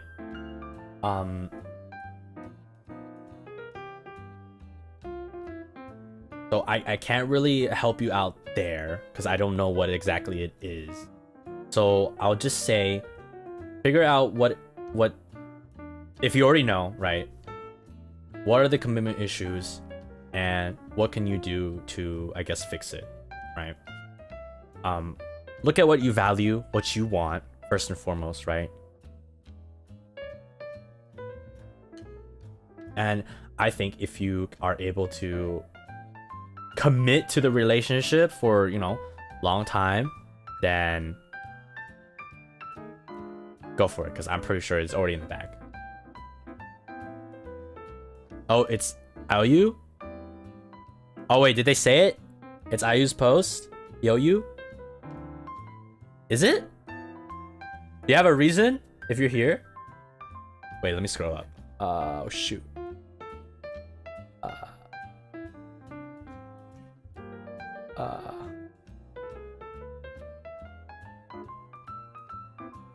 Oh, I feel like if I start dating my grades and everything will fall. No, no, no, no, no, no. Don't worry. Okay.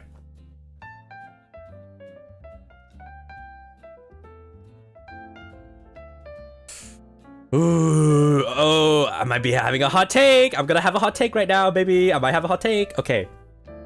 I'm sorry. Take my advice with a grain of salt. Remember, okay?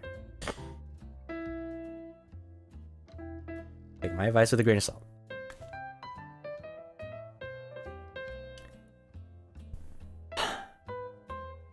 Grades aren't important. I'm sorry. Your grades are such a minuscule priority in your life in the long run. I would, if I were in your situation, I would risk flunking out of school to be with a person that I think would be the love of my life. I would do it 100%. I know it's scary in the situation. I get it. In the situation, it's completely different in those shoes. But most of us have been in education, right, and got grades.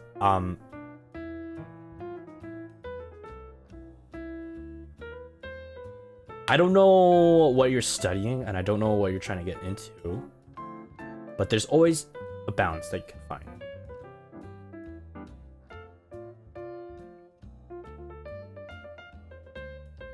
There's always a balance you can find. Again, if you're like studying for something really important, I understand that. Maybe I shouldn't have been so blunt like that. It was just me though. If it was me, I would risk it. I would risk it to be with the person that I would love. Because I don't know, I'm just hopelessly romantic like that. But some people don't feel the same that way, right? They want a stable life. I get it, right? I get it. So, but I think though, again, if it's a true, genuine love, it will work out because you guys genuinely love each other, right? I don't want to. Okay, here's the thing. I feel like a lot of people, when they think about relationship, they think about it as if it is something for you to sacrifice for. And I really think that's a shrewd misconception about dating. I don't think being in a relationship is something you're going to have to sacrifice for. Sure, there's going to be compromises, right? You're going to have to work out some like kinks here and there in the relationship, but I don't think it's something you need to feel like you're carving yourself out every single day. In my opinion, a good, genuine relationship is a support foundation. When you're at your lowest, you have your partner. When you're at your highest, you have your partner. You guys aren't sacrificing yourself for each other. You guys are supporting each other. That's the difference, in my opinion. Sorry, I'm prefacing this. In my opinion. So, if it's a real genuine relationship, right? It's not gonna. It won't stop you from being the best you can be. It will help you become the best you can be, because you have a partner in crime now, and hopefully this person will motivate you even more to become even better. You know, maybe you even get better grades. So I don't want people thinking like that they're sacrificing so much of themselves for another person, because that is not healthy.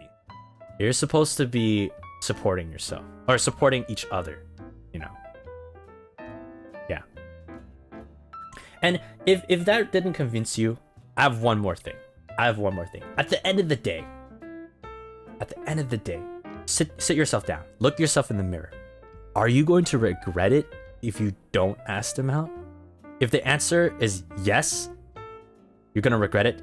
Ask them out, no matter what. Face the world on with much confidence, you know? Okay, give me a while. I call her almost every night. You got it, IU. You got it, man. I believe in you. I know for sure there might be hiccups along the way, but everything will work out. You're gonna look back at life. This is honestly like a small fraction, right? School is a really small fraction of our life. But if it means you can spend a larger portion of it with the one you love, I think that's a very beautiful thing, and I think that's worth risking for. That's my opinion. Again, take it with a grain of salt, but whatever you end up doing, I wish you good luck, man. I know you got it. Yeah. You got this. There you go. I really wish you luck. I really hope it works out for you, man. Yeah, we're all cheering for you. All the cinder buns are behind your back. No matter what happens, make sure you don't regret it, okay? You only live once, right? No matter what happens in the end, don't regret not making it a decision. Yeah. At the end of the day, I think that's the most important thing. Okay. Thank you so much, IOU. Thank you. We all believe in you. Okay. Next one. These couple of past years, I've been single, which is fine. I don't mind giving myself the self-love I need. However, I find myself wondering, when is that special someone going to pop in life? And will I be able to make them happy? A part of me knows I'm scared to commit because of the unknown heartbreak I might face. And yet, I feel like I would make an amazing partner for whenever that time comes. Oh, dude! Hi, Lem. Today's my real Dongseng's birthday. He still hates you.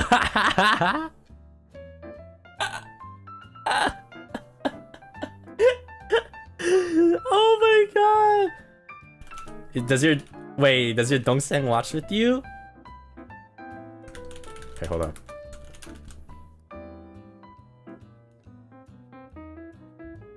Alright, for your...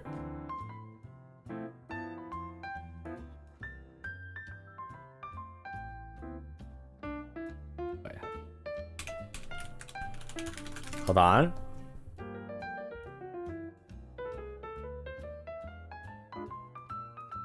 Alright.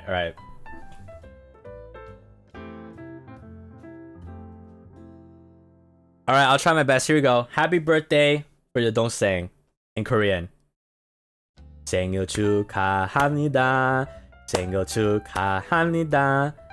사랑하는 동생씨. 생일 축하합니다. 미안해요.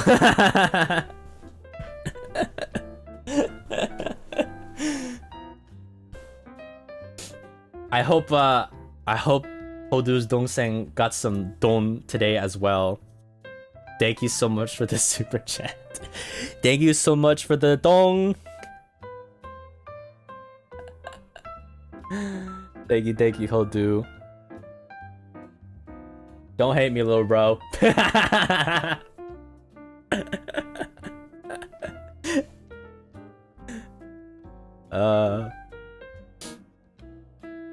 bad. Okay. Yeah. Even not me crazy? What do you mean? Is it your birthday too?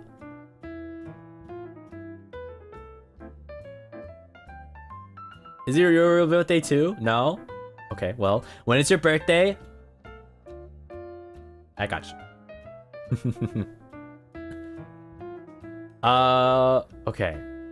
Back to the question. Let's see. This gives me hopeless romantic vibes too. I know a part of me knows I'm scared to commit because of the unknown heartbreak I might face, and yet I feel I would make an amazing partner for whenever the time comes. How will I know when that special person is in front of me? These are feelings. Okay. I don't know, but I don't think you will feel that they are a special person like immediately. I don't really believe in like love at first sight kind of thing. I don't think that happens. I don't know. I don't focus on like what happened in the moment. I focus on the overall time that I've spent with a person. And from that point, for me, like, I feel like that's when you know that they've become someone special. I don't think, how do I say it? It's not that they like are the special person like right then and there in front of you. They become that special person eventually. So I feel like this is like more of a realistic romance. It's not like the movies where you're instantly just I'm in love and you're in love and we're perfect and meant to be with each other, right? Because I don't think that's real. There's always mishaps, always misunderstandings, always kinks needs to fix out before you get into that real lovey-dovey stage, right? Of course there's the honeymoon stage, right? But I don't think you should be so focused on when that special person is going to pop up. Maybe that special person is already around you in your life. Just a maybe. I don't know your situation, right? But you know, that's why I strongly believe it's always nice to hang out as friends first, and that's how you get to know them as a person. And feelings, if there are, will naturally build up, and you can build a genuine connection, and eventually through that, I'm hoping that they will become that special person for you. So yeah, maybe it's not exactly the answer you wanted, but I hope it kind of gives you like a different perspective of how you view what it means to be a special person, I guess, if that makes sense. And I know heartbreak is very scary and it sucks, especially when you are having it. But again, I feel like it builds you up as a person, and I think it's really human of you to be able to feel heartbreak because you are able to care for so much for a person. So, you know, keep your chin up. Imagine if that person is the right person, right? If that person is genuinely the person that loves you, imagine how much love, happiness that they'll receive from you. And hopefully that they give back too. Yeah. Okay, thank you so much. I hope that helped. I really do. All right, we have guys, we have still like 15 more. So, oh boy, let's see. Let's see. Maybe some of these are starting to become like similar, so we can kind of just like go through it. Hi, love advice for someone who's a total social ghost. I mean, like for those too shy, anxious to talk to other people, IRL or online. I'm very sorry, but this is the hard truth. You cannot sit at home and expect someone to break in and enter and steal your heart away. I'm sorry. If you are... That's why I was saying for people who are like a social ghost, the easiest way is if you're at school or you have a job or something that forces you to be out. I'm sorry, but you know, if you don't have those and you do stay at home and you're like a social ghost, you need to push yourself out there. It's impossible. I'm so sorry, guys. You can't stay at home and expect a hot ikemen guy to break in or a hot bodacious lass. Matilda Hecker, rare time I watch a bloke VTuber, but do you have any advice for wooing a man? He's long distance for Valentine's Day. Also, Valentine's Day is hyper weird, being single sucks. I feel you. But, for your question, long distance wooing a man.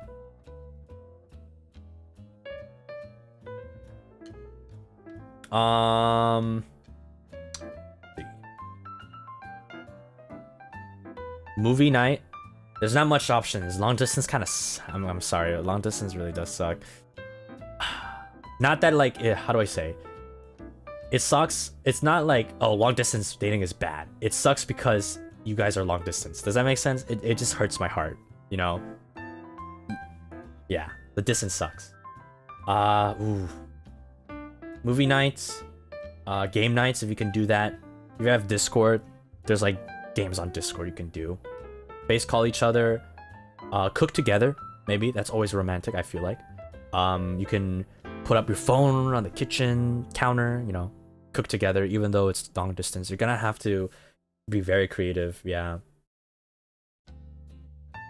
I think words of affirmation, especially long distance, goes a long way. Be extra flirtatious, I guess. Be extra lovey with your words, because that's like one of the only ways you're gonna be able to show it. You can't... I guess you could do acts of service, kind of. You buy something, maybe. Or no, that's like gift giving. You could do gift giving. Acts of service, it's gonna be a little bit harder. Physical touch is just out of the picture.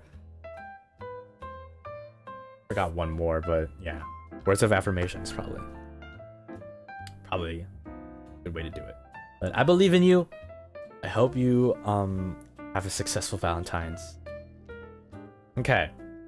But back to social goals. Like I said before, you're gonna have to push yourself out there. I've gave a lot of examples. I'll give it again, just in case. So number one, volunteer. You know, go to community events. Put yourself out there. Go to a place where everyone is working together to do something, a goal, or learning together about one thing. It's very easy to bring up conversations about that topic then, because everyone is doing it, right? If you're at school, clubs, events, there's always something going on at school. I know for sure. So do those. And yeah, hopefully it will work out for you. I'm sorry, but like, this is the one thing. Dating requires you to talk to people and, you know, find people. So you cannot be a social ghost. It's very hard. I'm very sorry. But yeah, you know, you could try online too. Join maybe like gaming sessions, or join the FSP community where there's a lot of like-minded fans of Ravelo, and you can make some moots there maybe and bond over watching me.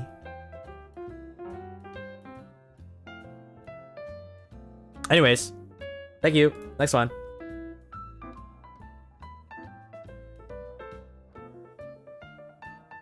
I do not understand my own feelings at the moment. So, gender, right? It's confusing. Who knows when, what, where, or why? If I don't even know what gender I am, does that make me gay? And what if I'm just non-binary? Does that make everyone else I date gay? Okay, I'm not gonna read everything else. I'm just gonna tackle this first. I'll read the next one, sorry. Not that I won't read it. I'm gonna say... I don't think you need to label yourself with something. Personally, for me,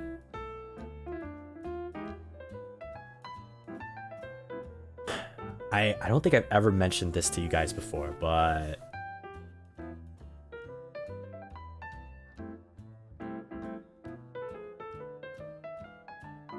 I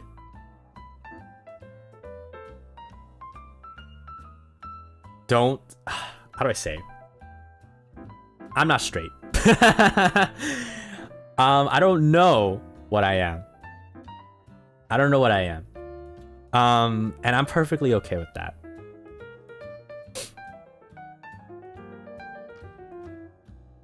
I'm perfectly okay with that. Now, the reason why I say that is because I thought about it, right? I thought about it, and I was thinking like, I had a moment where I realized that like one of my really good friends, right? The thing is, he was dating at the time, so those feelings got shut down. But I started to think like, I honestly would not mind living a life with him. But he was dating, so I was like, well, that's out of the picture, can't do that. Woo! But I had a moment like that, and that's when I knew I'm not exactly straight. I'll be honest with you guys though, I'm probably like the farthest thing from, I'm still pretty close to being straight, I guess you could say. Like, I don't know. I think the closest thing I guess I would say is how do I pronounce this? Gynosexual, I guess. Gyno. If you guys know what that means. Yeah. You'll understand. It's probably the closest, but I chose, you know, for myself, I don't need labels. If I love a person, I love them, and I don't really care what they are. Attracted to women? No, it's attracted to femininity specifically. So, yeah. So for you, I'm kind of in your same shoes, right? A little bit. Don't worry about the labels. Don't worry about it.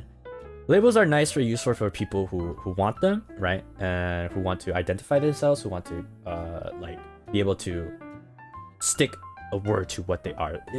I understand for people who want them, and it's totally valid. But sometimes maybe, you know, think about, maybe it's okay that you don't want a label. You know, like me too. I'm not gonna label myself. If a, you know, strong guy with a one horn comes along for some reason, and I'm like, oh damn. Or maybe a guy with patchwork on his face, right? I'm just gonna love them. No one in particular. But in all seriousness, jokes gone, jokes away, no more joking. In all seriousness, if I grow feelings for someone and I know I love them, then that's all I need. I know I love them, and I hope they can love me too. So don't worry about it. Okay, next topic. Besides the gender part, I really love women. As a fellow boob haver myself, there is this woman I really like, but I don't know how to go about asking if she likes girls. How do you slightly ask people if they're queer? Okay, I got you. Okay. That's a good thing. That you know what you'd like. Right. I think it's awesome. So my motto is you always go directly. You always go straight forward. Which might not be the one you want to ask slyly, but I don't think that's a good idea because I feel like people could get the wrong idea. How do I say? Like, if people ask me, okay, this is a good example.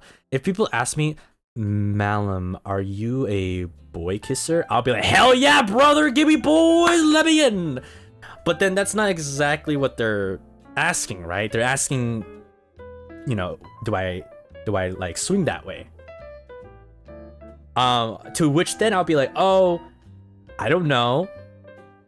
I focus on the person themselves, and if I love them, then yeah, I guess I do. But if I don't, then I won't pursue anything, right? So that's why I really think you should probably just straight up ask, hey, I was just wondering, are you queer, or are you attracted to females, or whatever is the question you want to ask for. Just straight up ask, are you attracted to this romantically or sexually, right? Depending on what you want.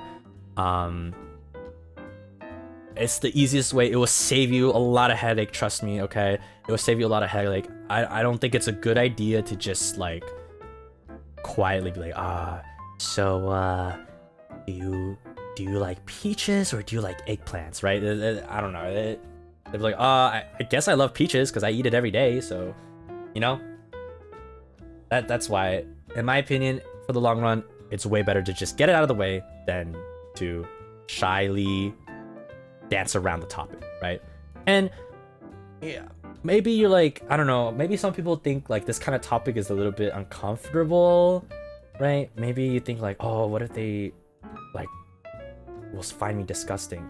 I feel like if they find it disgusting that you're asking that kind of question, or they're like scared, or not scared, but like they have a negative emotion that's like not good, that already kind of speaks to their character, and you dodged a bullet there. So if you're afraid that they will hate you, if they do end up hating you because you just ask about like that question, kind of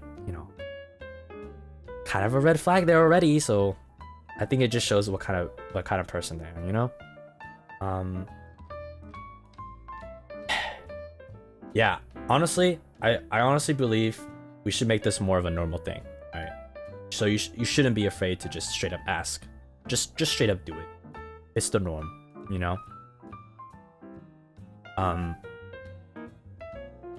It's not something, it shouldn't be something to be shy about. It shouldn't be something to like, you need to restrict yourself in asking. It should be part of a normal human conversation. Yeah. The worst you could say is no. Exactly. You could just be like, oh no, I'm sorry, I don't feel that way. Then what's done is done, right? Then what's done is done. Yeah. If they really overreact, then you dodged a bullet. Congratulations. At least you weeded that one out. So I hope that really helped. Thank you for that. Okay. Hello, my dearest and most lovely Malim. Hello, I hope you are doing well. I don't know why I'm giving this accent. For context, I went on a date with a guy, which he initiated, and I liked him a lot, so I went. I thought the date went well. He paid and walked me home in the dark, so I was safe. Classic. Next thing I know, he doesn't want to talk to me, completely ignores me, and acts like I don't exist, even though we had 90% of our classes together. I heard from mutual friends that he and all his friends were speaking about me, mainly my body and face, which hurts. Even now, he acts like I don't exist, even going as far as trying to get with my friends. How do you communicate when the other person wants nothing to do with you? And how do you come to terms with accepting that it maybe was an issue with the way? No.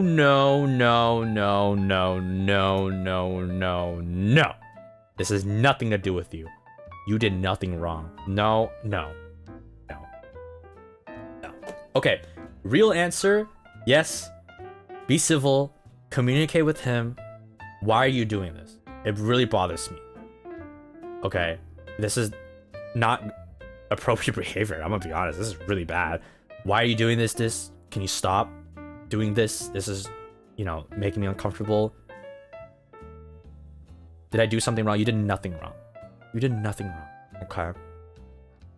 I'm gonna be honest, uncivil, real Malim. This guy's a bitch ass pussy, okay? What the fuck's he doing?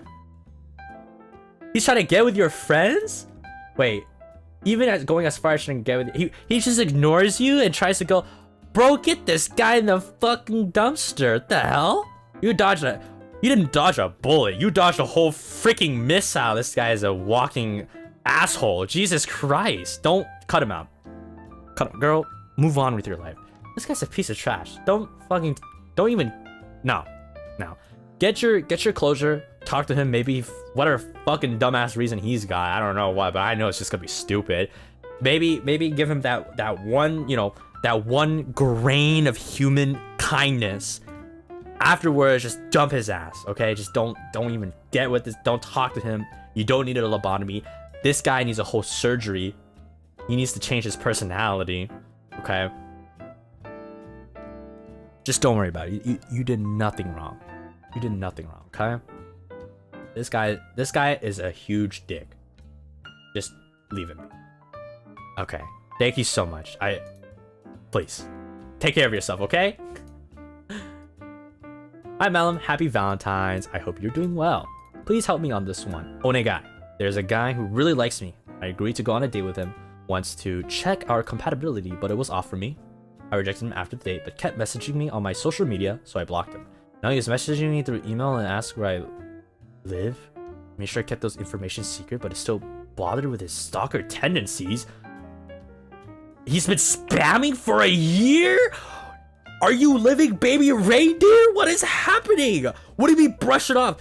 Compile every email, compile every text message, put it into a document, print it out, bring it to the police. This is not a normal behavior. You need to go to the police with this. Get a restraining order? Yeah. You need to report it. I kid you not. This is not normal behavior. Don't brush it off. Don't give him your location. Block him on all social media. Don't post anything about where you live, anything that's public, private, everything. Be careful. Be careful. Okay? You need to actually like compile like literally all the receipts, okay? Put it in a document, grab it, put it in the USB, go to the police, report this guy. Okay, do you know his name? I'm assuming you do, right? They just please stay safe. This is not, don't brush it off. Stay safe. Tell family, tell your friends, tell people who live near you, okay? Just tell someone about this. This is not normal. Okay. I hope you can get the help you need. Please don't brush it off. This is, if he's been doing this for a year, you are in baby reindeer territory. If you don't know what that is, go on Netflix, watch Baby Reindeer, and you will understand why I'm so terrified for you right now, okay? I hope you are safe. I hope you're okay. Lock your doors. Be careful, okay? Stay safe. Seriously, report it as soon as you can. If he's still doing it, I urge you to actually report it, please. Don't brush it off, okay? I hope you are okay. All right. Next one. My partner does not like physical touch whenever we are outside. This is at PDA. Kind of makes me sad. I opened it up to him too. For more context, long distance relationship. Ooh.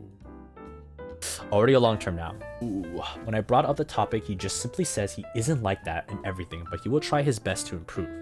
I don't want to look like I'm trying too hard or is forcing him in a situation he does not want to, but he also does hold my hand or shoulder at some times and holds me tight when I try to let go and say, you don't like it, right? But I don't want to look like I'm starting a fight or make feel pressure to hold me. Both of us are introverts. I'm just a bit more expressive than him. Like, I respect his boundaries, but I also want to understand if I try to bring up this topic to him, will it just make it worse?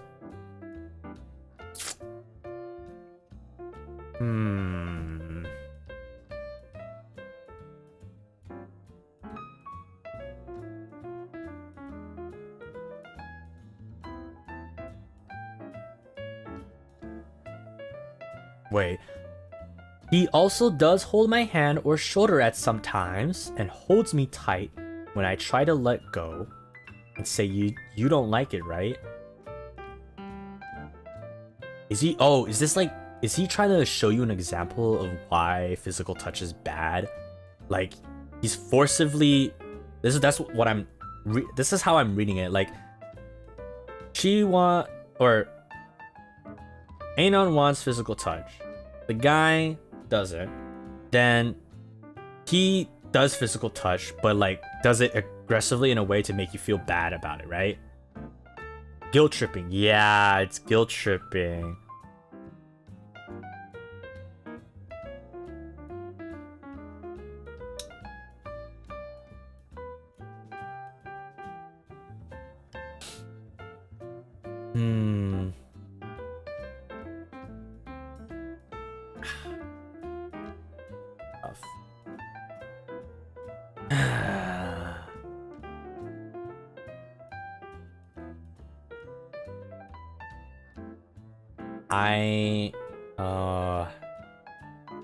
It's rough when love languages don't really match. And I feel like you've already communicated to him about it, right? Like, it's how you feel love, but he just isn't like that. Like, he will try his best to improve, but at the same time, he's kind of guilt tripping you for feeling that way.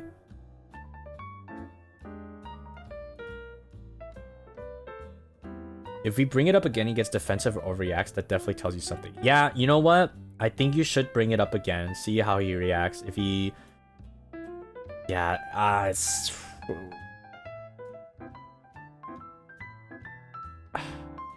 Yeah.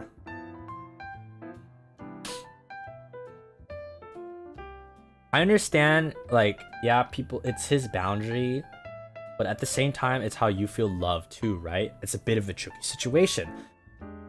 So maybe you guys can figure out a compromise. Maybe there's not much PDA in public, but maybe you guys can cuddle more in private.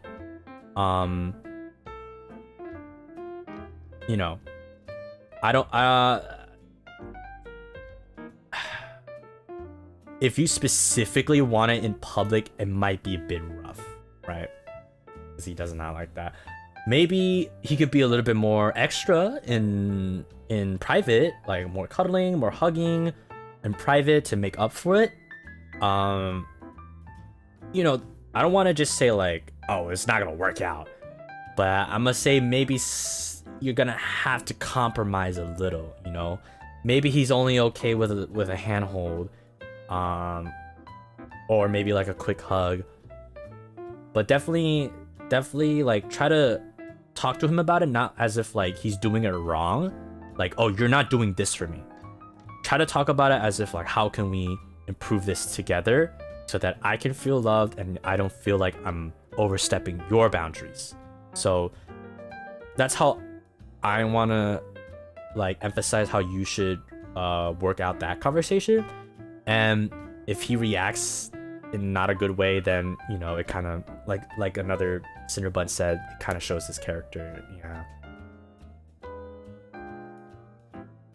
It's Anon saying you don't like it, is it?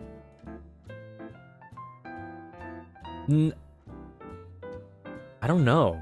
He also does hold my hand or shoulder at some times and holds me tight when I try to let go.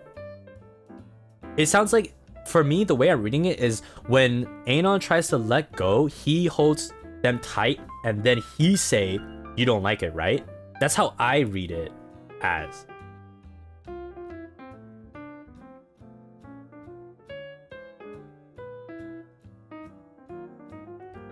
I don't know though. It's a bit hard to... I don't know.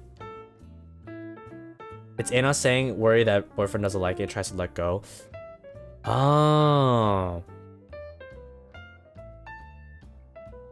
That doesn't make sense though, because Anon wants the physical touch, but Anon is afraid that it's uncomfortable.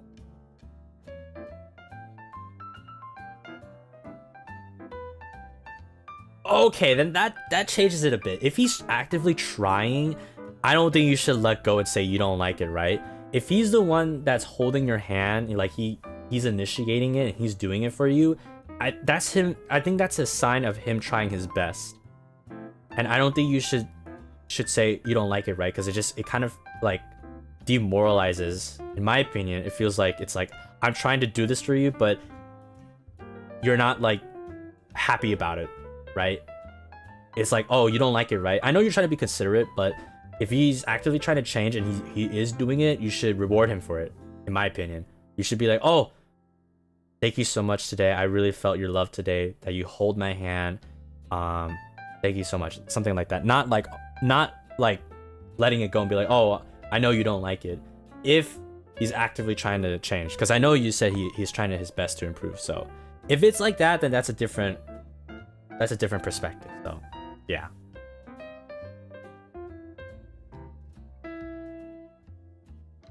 There you go.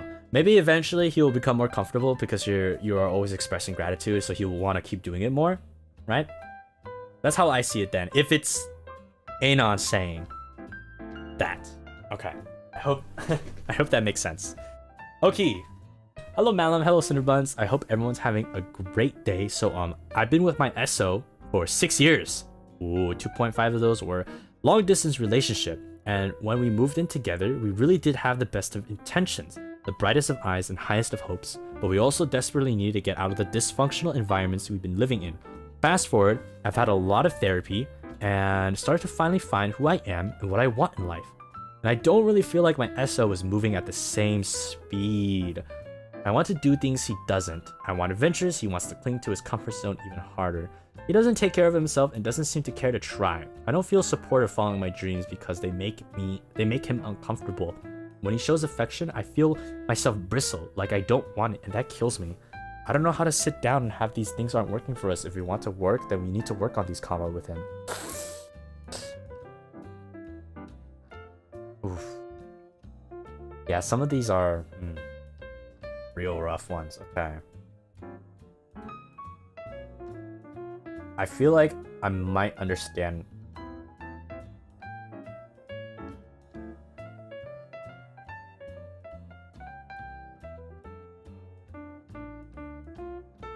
Yeah,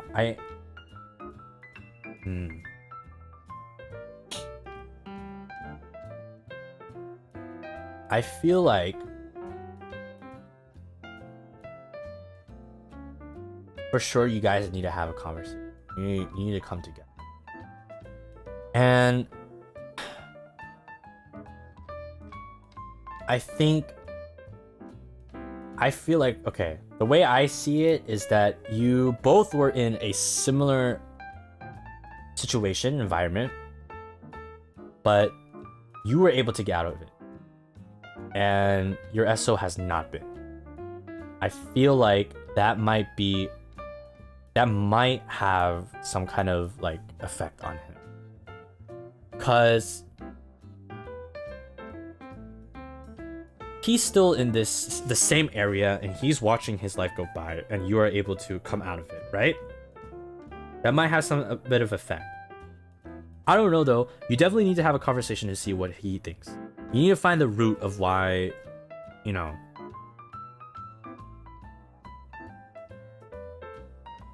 why he's like in this rut. I think it's important to like figure out what he's feeling, what he wants to do, and what's the goal of the relationship, because at this point it's gonna stay like you constantly not feeling satisfied and not being able to do the things that you want to do because you're being tied down by this like by like the fear of this situation, I guess. Almost everyone just needs to communicate. Yeah. You need to, I feel like if for this conversation, again, I think the way I would see it, it's like, it's not a good idea to bring about the conversation as if like, you are doing this, I'm doing this, you need to fix this, because it's a team, right? I think you should come in with a want to understand his side. Why do you feel this way? Do you want to improve yourself? Do you want to continue being together? Do I make you feel like do I make you feel anything? Right? Again, it's a team effort, so you guys should come up with solutions together on how to get him out of the rut, right? Because I don't want to just dismiss him as if like he's a lazy guy that doesn't want to get his, you know, put on his bootstraps and get to work on his life, because it's hard to just be able to do that suddenly, especially if you had someone that's living their best life. You start comparing yourself and it just makes it harder for you to start it off, because you just keep overthinking like, oh, I'm never gonna be as good as them, I'm starting too late, I'll never get to where they are. I think it's important. I think it would be really helpful and beneficial if you showed that you care for him and you want him to be with you and on the same level, on the same plane, person to person.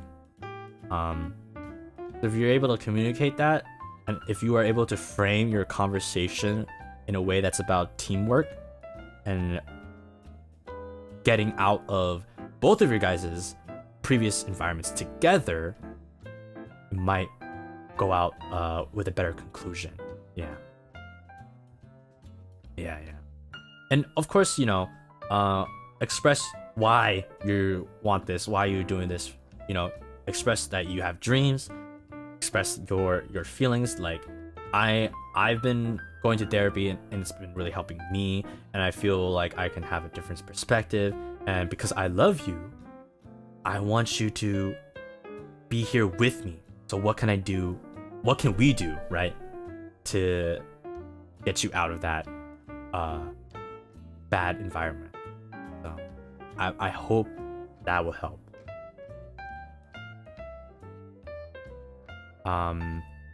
So figure out like what works best for you through those conversations. You know, every relationship is different, so everyone will have a different solution. But I think for the question of how to get into that conversation, that's what I would say you should do. Yeah. Okay, next one. I keep saying we're gonna speed through this, but I end up not. Hi Malim, I would like some advice on how to get over the fear of dating. I've only experienced bad relationships in the past, from guys who just wants to get laid to manipulative cheating. Actually, I don't know what POS means. Oh, piece of shit. Okay. The only nice and successful one ended because we both decided that we vibe better as friends, so I don't think I can count that in. With all this, especially the most recent relationship with the manipulative POS, low-key scared me badly, and I've kind of developed a fear. It's been almost 2 years since, and I want to get back to dating since I'm going to be 26 soon. Oj. Okay, first of all, that is not old. Okay. Please, you're not old. It feels like I need to get on with life and family expectations and whatnot. If you know, you know. I know I got to fix myself by being less introverted and easy, as well as learn to stand up for myself more. But besides all those, I think my biggest issue is the fear I have developed. This has now also worsened and somehow affect my ability in making new friends.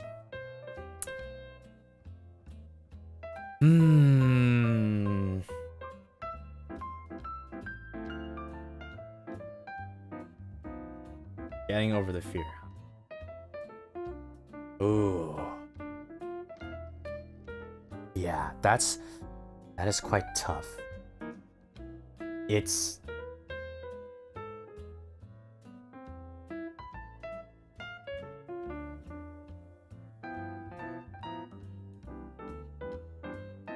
oh man. Ooh. I don't think there is a easy solution pill kind of answer to this.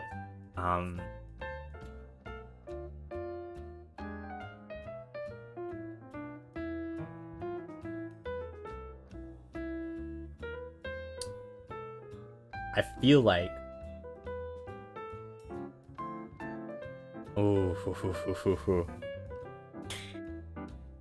I can't just, I don't know, it's hard because you kind of have, it sucks, but you're gonna have to trust your partner in a relationship. And it's really hard and it hurts, especially after you've been cheated on and manipulated, and it's hard to trust anyone, especially nowadays. The best advice I could give is to learn red flags, so you can kind of weed out the obvious ones that are obvious POS, you know? But at the end of the day, you will have to trust that the other person will cheat on you. You will have to trust that the other person will manipulate you. I know it's hard. It's kind of a hard pill to swallow, but you can't like be 100% convinced. You know, you're going to have to eventually trust, and it's really difficult. I know. 2 years, you're 26, you're still young. If you need more time, that's totally okay. Okay, don't rush into a relationship. Actually, rushing it into a relationship is one surefire way of increasing the chances of getting cheated on and manipulated on.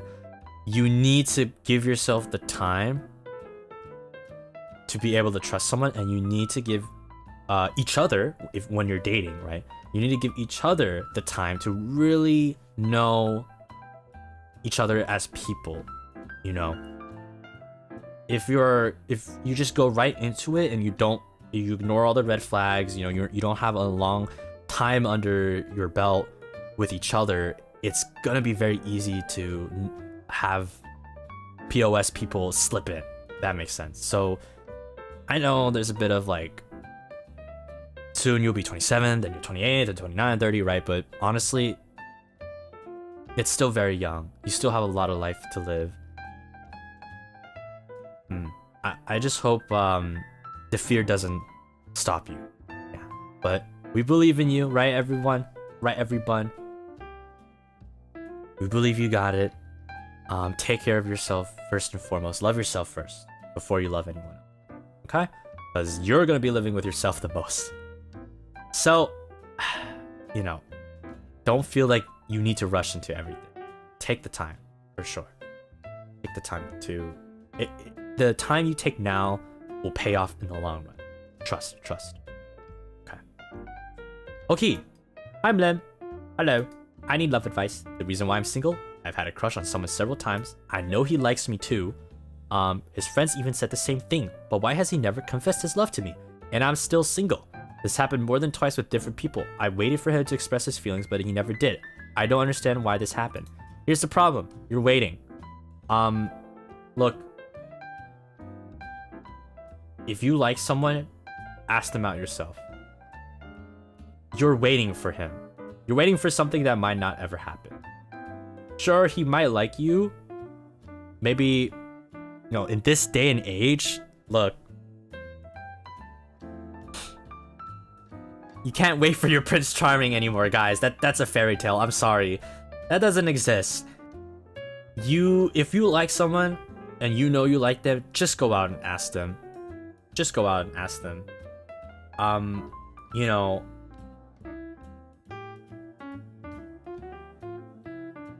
maybe the people, they are afraid too. Maybe you could, if you think about your situation in their shoes, it would be exactly the same, and they might be waiting for you to make a move. Maybe they're scared to make a move too, right? So if you like, this is the best way on how I would convince someone to just go for it. Look, you have a choice, okay? You're standing in front of $1 million.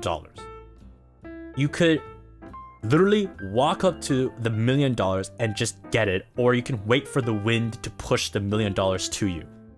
It's on like a cart, right? You're gonna wait for a chance for that $1 million to come get you. It's the most easiest thing. You can walk over and just get $1 million, right? Do you want the $1 million? Yes, you do. Pretend you do. So just walk over and get it. I feel like this is why it's kind of, you know, going back to the, I don't really think about the other person's feeling. It's kind of like that, where if you are going to regret it, then that's a clear sign that you should do it. You should just go for it, you know? That's a really good way of thinking of it. Good analogy. Okay, I'm glad. Yeah, it makes it down. It boils it down very simply, right? You just go over and just get it. You know, there's only two answers, or I guess three. There's a yes, there's a no, there's a mix. That's a whole can of worms. But if it's a yes, congratulations, you got yourself a partner. If it's a no, it's a rejection. Move on, right? It's not the end of the world. I know it will hurt, but you know, yeah, at least you did it, and it will hurt a lot less. You're gonna be like waiting 4 years, and then, you know, they're gonna say, oh, I did like you at the time, but you never did anything and I didn't get any signs from you, so I just thought you never liked me anyways. And then you're like, oh, great, now I wish I did tell them something because we could have been a thing. Don't want to end up like that, right? Oh, my bottle. So just go for it. Don't wait for your Prince Charming. You gotta take him. You gotta take your Prince Charming. As a person who's chronically obsessed with fictional people, I feel like it's impossible for me to make romantic connections IRL due to such high standards. Oh. My issue is that when I like someone, I can't tell if it's real love, what is love, or I like them because I just rarely have interactions with people, especially of the opposite gender. I have never dated in my life, and I feel so left out of that romantic aspect of life. Even my younger friends around me are experiencing dating. How do I figure out my feelings and become more socially apt?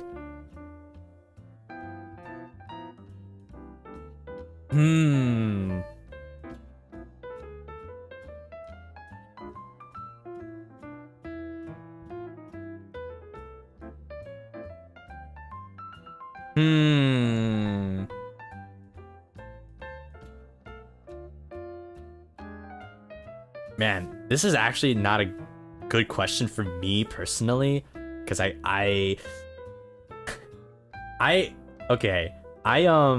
Like I said, you guys could probably tell, but I'm very direct. If I like someone and I know, I just do it, right? I don't regret it. So I've never really doubted if I liked someone. I just felt it in my heart.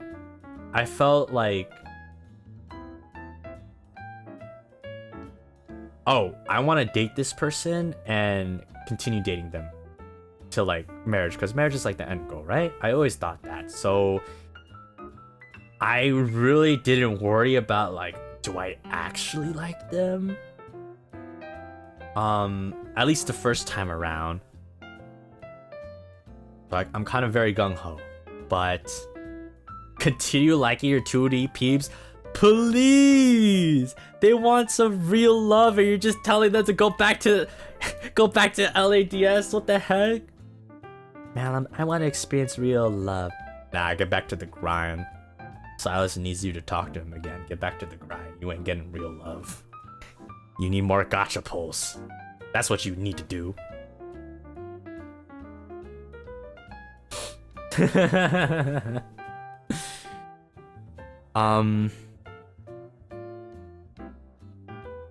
I think, okay, I don't know what type of obsession you have, and we could throw those words around, but if you're genuinely like having these really unrealistic high expectations, you need to stop consuming whatever you're consuming. I don't know though. You know, I've had like my phase of anime, right? But I was never like, I never thought like, oh, real people aren't as beautiful as my 2D waifus or whatever, right? I never had that thought. If you had a thought where, oh, these people will never look as good as these 2D people, I'm gonna be honest, that is not really a good mindset. Probably should step away. Yeah. Okay. I will say though, probably just hang out more in larger groups. I think is probably the best way. Hang out more in larger groups. Just talk to people as people. I don't think you should really go into it thinking like it's a dating thing. I feel like you will genuinely know gradually.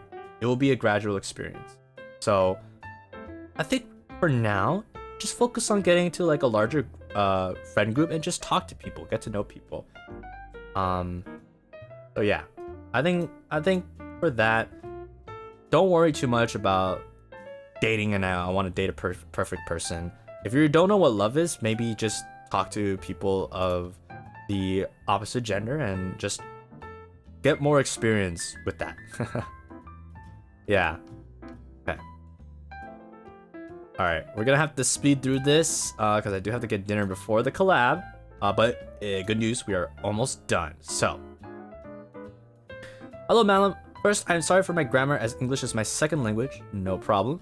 And this question might not be some kind of love relationship, but in your opinion, how do you gain to love yourself or trust yourself as a person who has low self-esteem? Okay, self-love.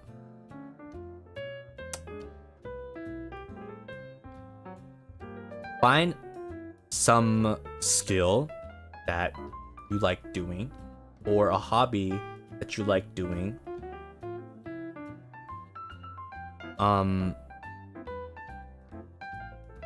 And I would say every person has like a special, how do I say? Every person has like the thing that they like doing, right? The thing that they're good at, perhaps. maybe you don't have, maybe for you it's not good. I understand. I also have low self-esteem. I don't think anything I good at. Yeah. I feel like I would describe myself as a jack of all trades, master of none. I feel like I have many things people will consider is like a skill, but I am not a master at any single one. So it's hard to be like proud of it because I kind of just pick up the basics and I never really went so deep into it. But I think it's nice if you picked up a skill or a hobby that you enjoy doing and you just practice on it every now and then. Because for me, I'll take it as an example, like mixing. I like to mix a lot. And I first, when I started, I didn't know how to mix at all, and all my mixes were really bad and were shit. Now I could say it's like an average, okay, it's good, but the joy of coming from that beginning point A to being here to point B now, that was what it was important. That feeling of improving, I really liked it. So that's why I feel like if you do things that you can feel a sense of improvement, it will help you love yourself and trust yourself more, in my opinion. It will make you more prideful because you can look back and realize that you've gone from here to here, and that distance you covered was all you, and you could be proud of that. In my opinion, that's how I realistically dealt with low self-esteem, I guess. It could be small, let's say you want to learn the piano. Maybe you have successfully played all the scales and you can do it perfectly now, right? That's a good accomplishment. You went from not being able to even play the piano to now doing scales. And scales is a really big foundation of piano because you need to learn hand positioning, you need to learn fingering, you need to learn all the major and minor keys, you need to learn how to move your hand across the piano, turn your fingers over, right? There's a lot of steps that goes into it. And maybe you can't play a piece yet, but now you have the tools to play the piece. So you should be proud of that. And I hope you can be. So that's how I would say you can grow to love yourself more, is by fulfilling yourself, I guess, as a...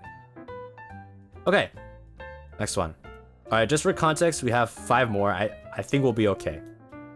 Hi, Malim. I feel as though no matter how much I dress up and try to be myself, no one has really approached me in a romantic way, if that makes any sense. Examples: flirting, spontaneously initiating conversation. I'm just gonna say it now, in this day and age, people I don't feel like will just spontaneously come up to you unless the culture is built around like spontaneous conversation. We are so stuck in social media and our phones nowadays, and we're always we have a plan to get somewhere. Nobody really goes out to just hang around now. Everyone has a destination now, I feel like. And life is also busy. So I think, I really think if you are a person that wants to like be outgoing and flirting and having conversations, you have to be the one to initiate. It's going to be very rare for someone to do that for you. So you might as well be the one to do it. I'm more of a polite, keep to myself girly, but I do make an active effort to be friendly whenever I interact with people I've just met and whatnot. Is there something I could do to amp up my aura? Or do people just not court others IRL anymore? Yeah, people do not court others IRL anymore. I'm so sorry. How do I get approached more romantically? Here's a peach for reading to the end. Thank you. Yum, yum, yum, yum. But I'm gonna be very honest. I think a lot of guys or gals are probably more scared nowadays to go up and approach someone. So, and also I really think like it's like less safe. There's always danger, stranger danger, right? So the concept of like just spontaneously flirting, I think it's very rare to find now, with good intentions too. Maybe people will do it, but I feel like most of the time they have bad intentions, and I ignore. So I definitely think you shouldn't. I don't know. How do I say this? If you want to achieve something, go out and seek it. I think. Yeah.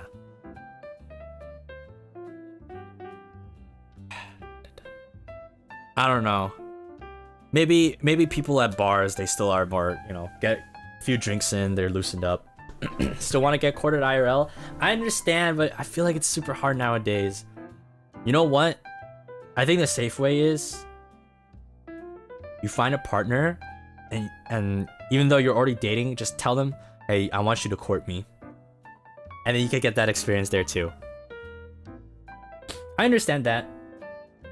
You know, I think that's probably the safest way, you know? We all stare at our phone, never look up. Yeah, it's really hard nowadays. Even you could have like the most immense aura, you're the most dashing, beautiful person in that space, and people wouldn't even look up from their phones. They won't even notice. So, best way, get your partner, say, I want you to court me. Pretend that I'm a girl at a bar, or I'm a guy at a bar. I want you to court me. You know, I've seen those TikToks. They're always really cute. I think that's a cute way.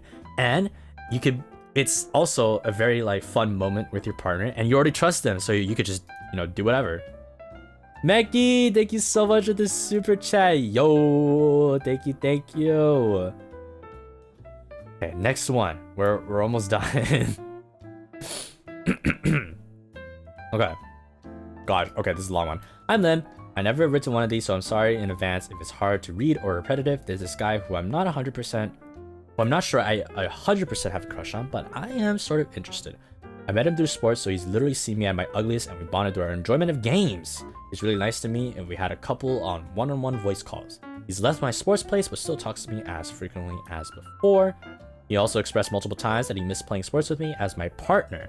I play racket sports every day. He's also quick to comfort me whenever I crash out about losing. I can't really tell if he's just being nice and that I'm just delusional, or if he has some speck of feeling for me. He has other girl friends, okay, girl that are friends, but he doesn't really treat them exactly like this, or at least I don't think he does. Should I just forget about my feelings for him, or should I wait it out to see if he really likes me like that? Okay.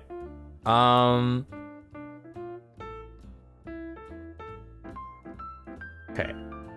You could do two ways. First of all, figure out if you really like him, and then just confess. I've said it a bunch of times, so I won't say it so many times. Don't regret it. If you like him, just do it. Focus on yourself. Focus on if you really love him. Okay. Second, honestly, you could just tell him this. Be like, hey, I'm kind of interested in you. I'm not 100% sure. I was wondering if you feel the same way about me. Maybe we could, you know, hang out more, and or maybe like talk more with that mindset. Let me tell you, it does wonders.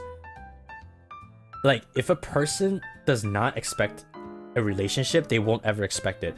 But if you give them like hints or subtleties that, oh, we could be a thing, people who overthink, they're gonna run and take that. Okay, so I'm just saying it's always best to just let your feelings out. I've said a bunch of times before, so this one, the same thing. For the sake of time, I'll just say, you could totally just tell him your honest feelings, like, I'm interested in you. I don't know 100% though, but I find you interesting, and I would want to know how do you feel about me, and maybe we could hang out, maybe do like a couple of, you know, dates, like as just to test out the waters. You know, that's totally fine, just to get to know each other, right? More in a romantic way, I would say. So that's what I would say.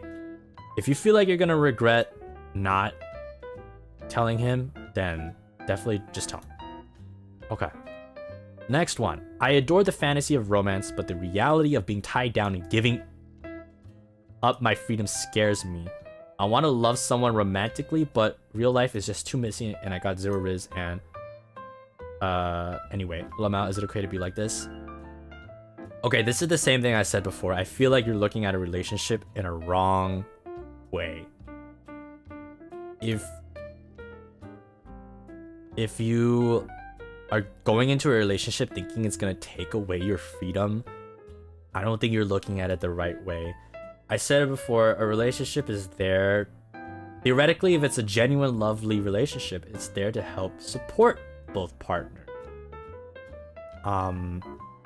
If you think your partner is limiting you and taking away your freedom, I don't think that's a good relationship. So, first of all, you can have your fantasy of romance. That's totally possible. But I definitely think that if you are going to a relationship thinking you're being tied down and giving up freedom, I don't think that's how you should look at it. A relationship as.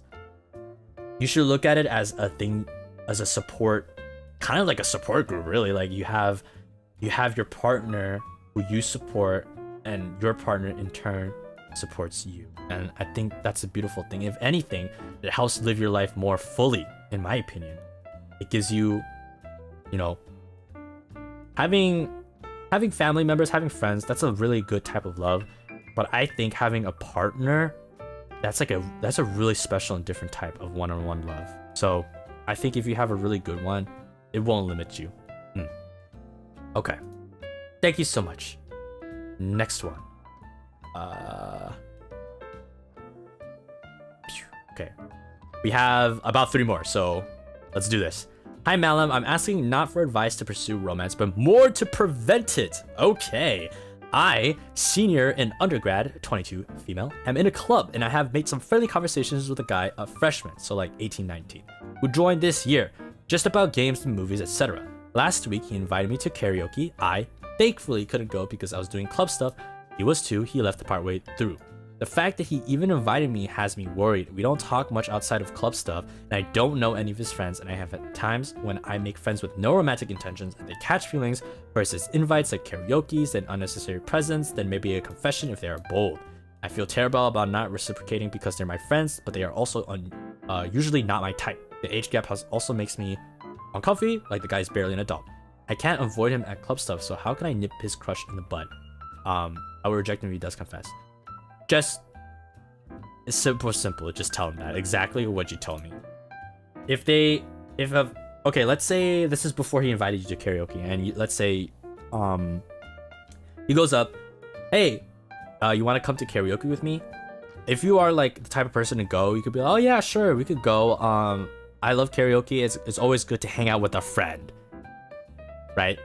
I love hanging out at karaoke with friends. If he invited you as a one-on-one thing, maybe be like, oh, sure, are you planning to invite anybody else? If not, can I invite some of my friends? It'll be a great friendly get-together, There's a lot of ways to just drop those hints.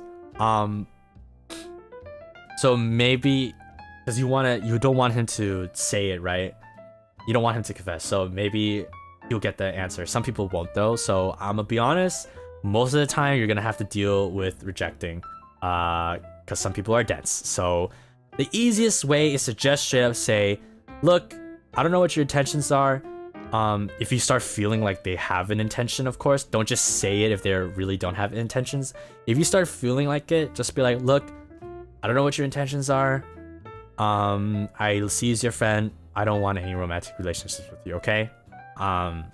So really don't leave room for them to think, okay?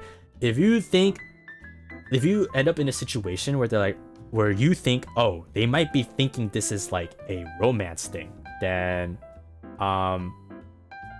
totally just nip it at the bud. Then that's a perfect opportunity. If you feel it, nip it at the bud. Then okay, I hope that helped. Thank you. Let me got a response. Okay.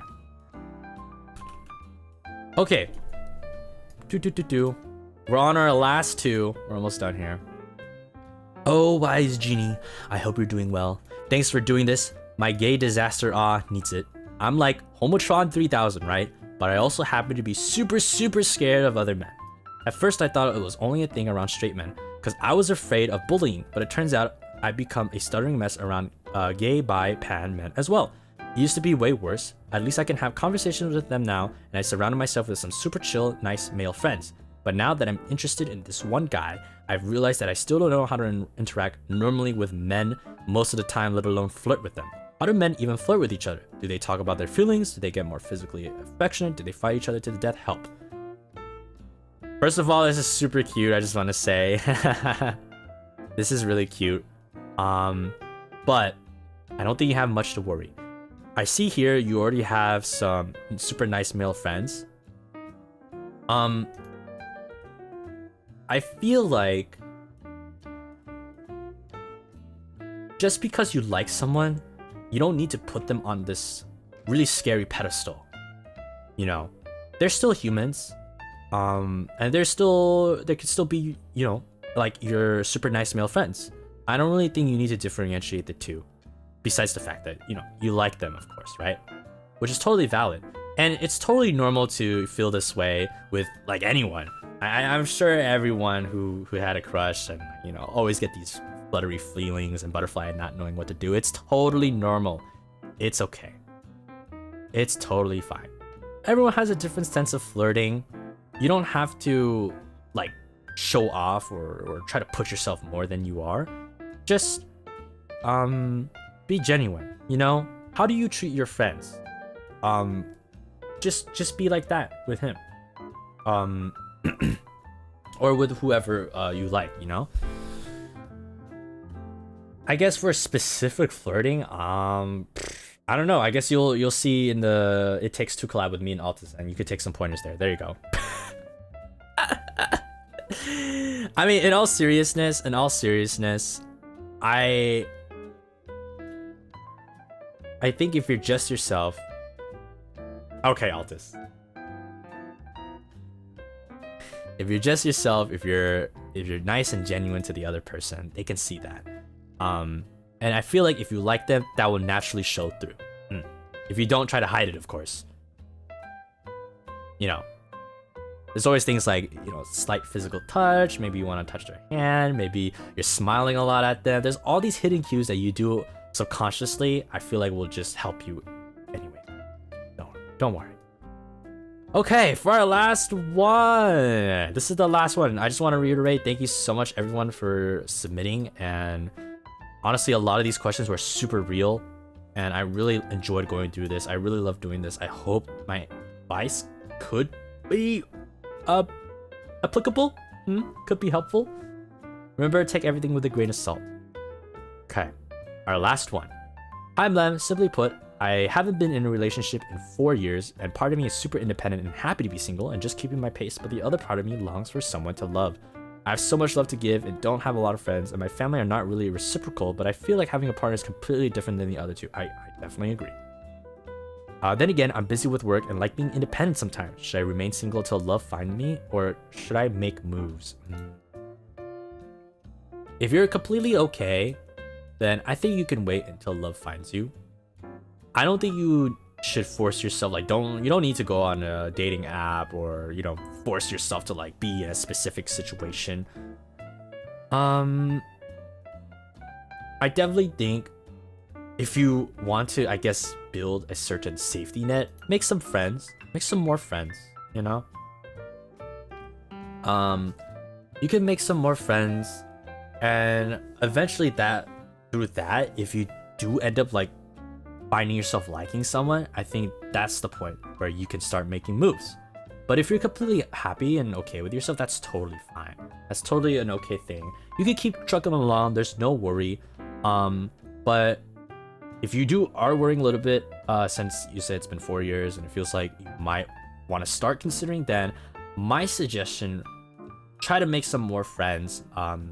Maybe like hang out with with your friends that you already have. Maybe you can make some friends online, right? Gaming sessions. I'm not sure what you do exactly. Maybe you could take advice like volunteering again or something. So through that, if you make some friends, maybe in the future, either through those friends or the friends of the friends, you can find someone that love. And with that, thank you so much for everyone who submitted. I'm sorry if I didn't get yours. There were so many, and I tried finding like specific ones that were different enough. I think some of these were kind of similar though, so sorry I couldn't get through everyone's. but I really enjoyed it today. Okay. I really enjoyed it. Thank you guys so much for being here. Fix all my stuff. I do have to go relatively quickly. So just to reiterate, guys, we have a collab like literally in 30 minutes. I'm so sorry. I kept long. It was just such a fun time going to the marshmallow. So I'll go eat a quick dinner. I got time though, so don't worry, I will eat. And then we'll be there in about 30 minutes. Yeah. It Takes Two on Altus's channel, so I hope I'll see you guys there. What else do I have to say? Yeah, I think that's about it. Thank you guys. I do have to rush the ending a little bit so I could get some food in me. I appreciate everyone who sent a marshmallow. Thank you for letting me read it. I hope you guys got some good advice today. I hope it was okay. I'm kind of inexperienced with this stuff, I feel like, so yeah. Okay guys, I'll see you very soon on Altus's channel. Remember, I will go raid it into his waiting room. Thank you guys so much. Awesome love for today. Thank you. Bye bye.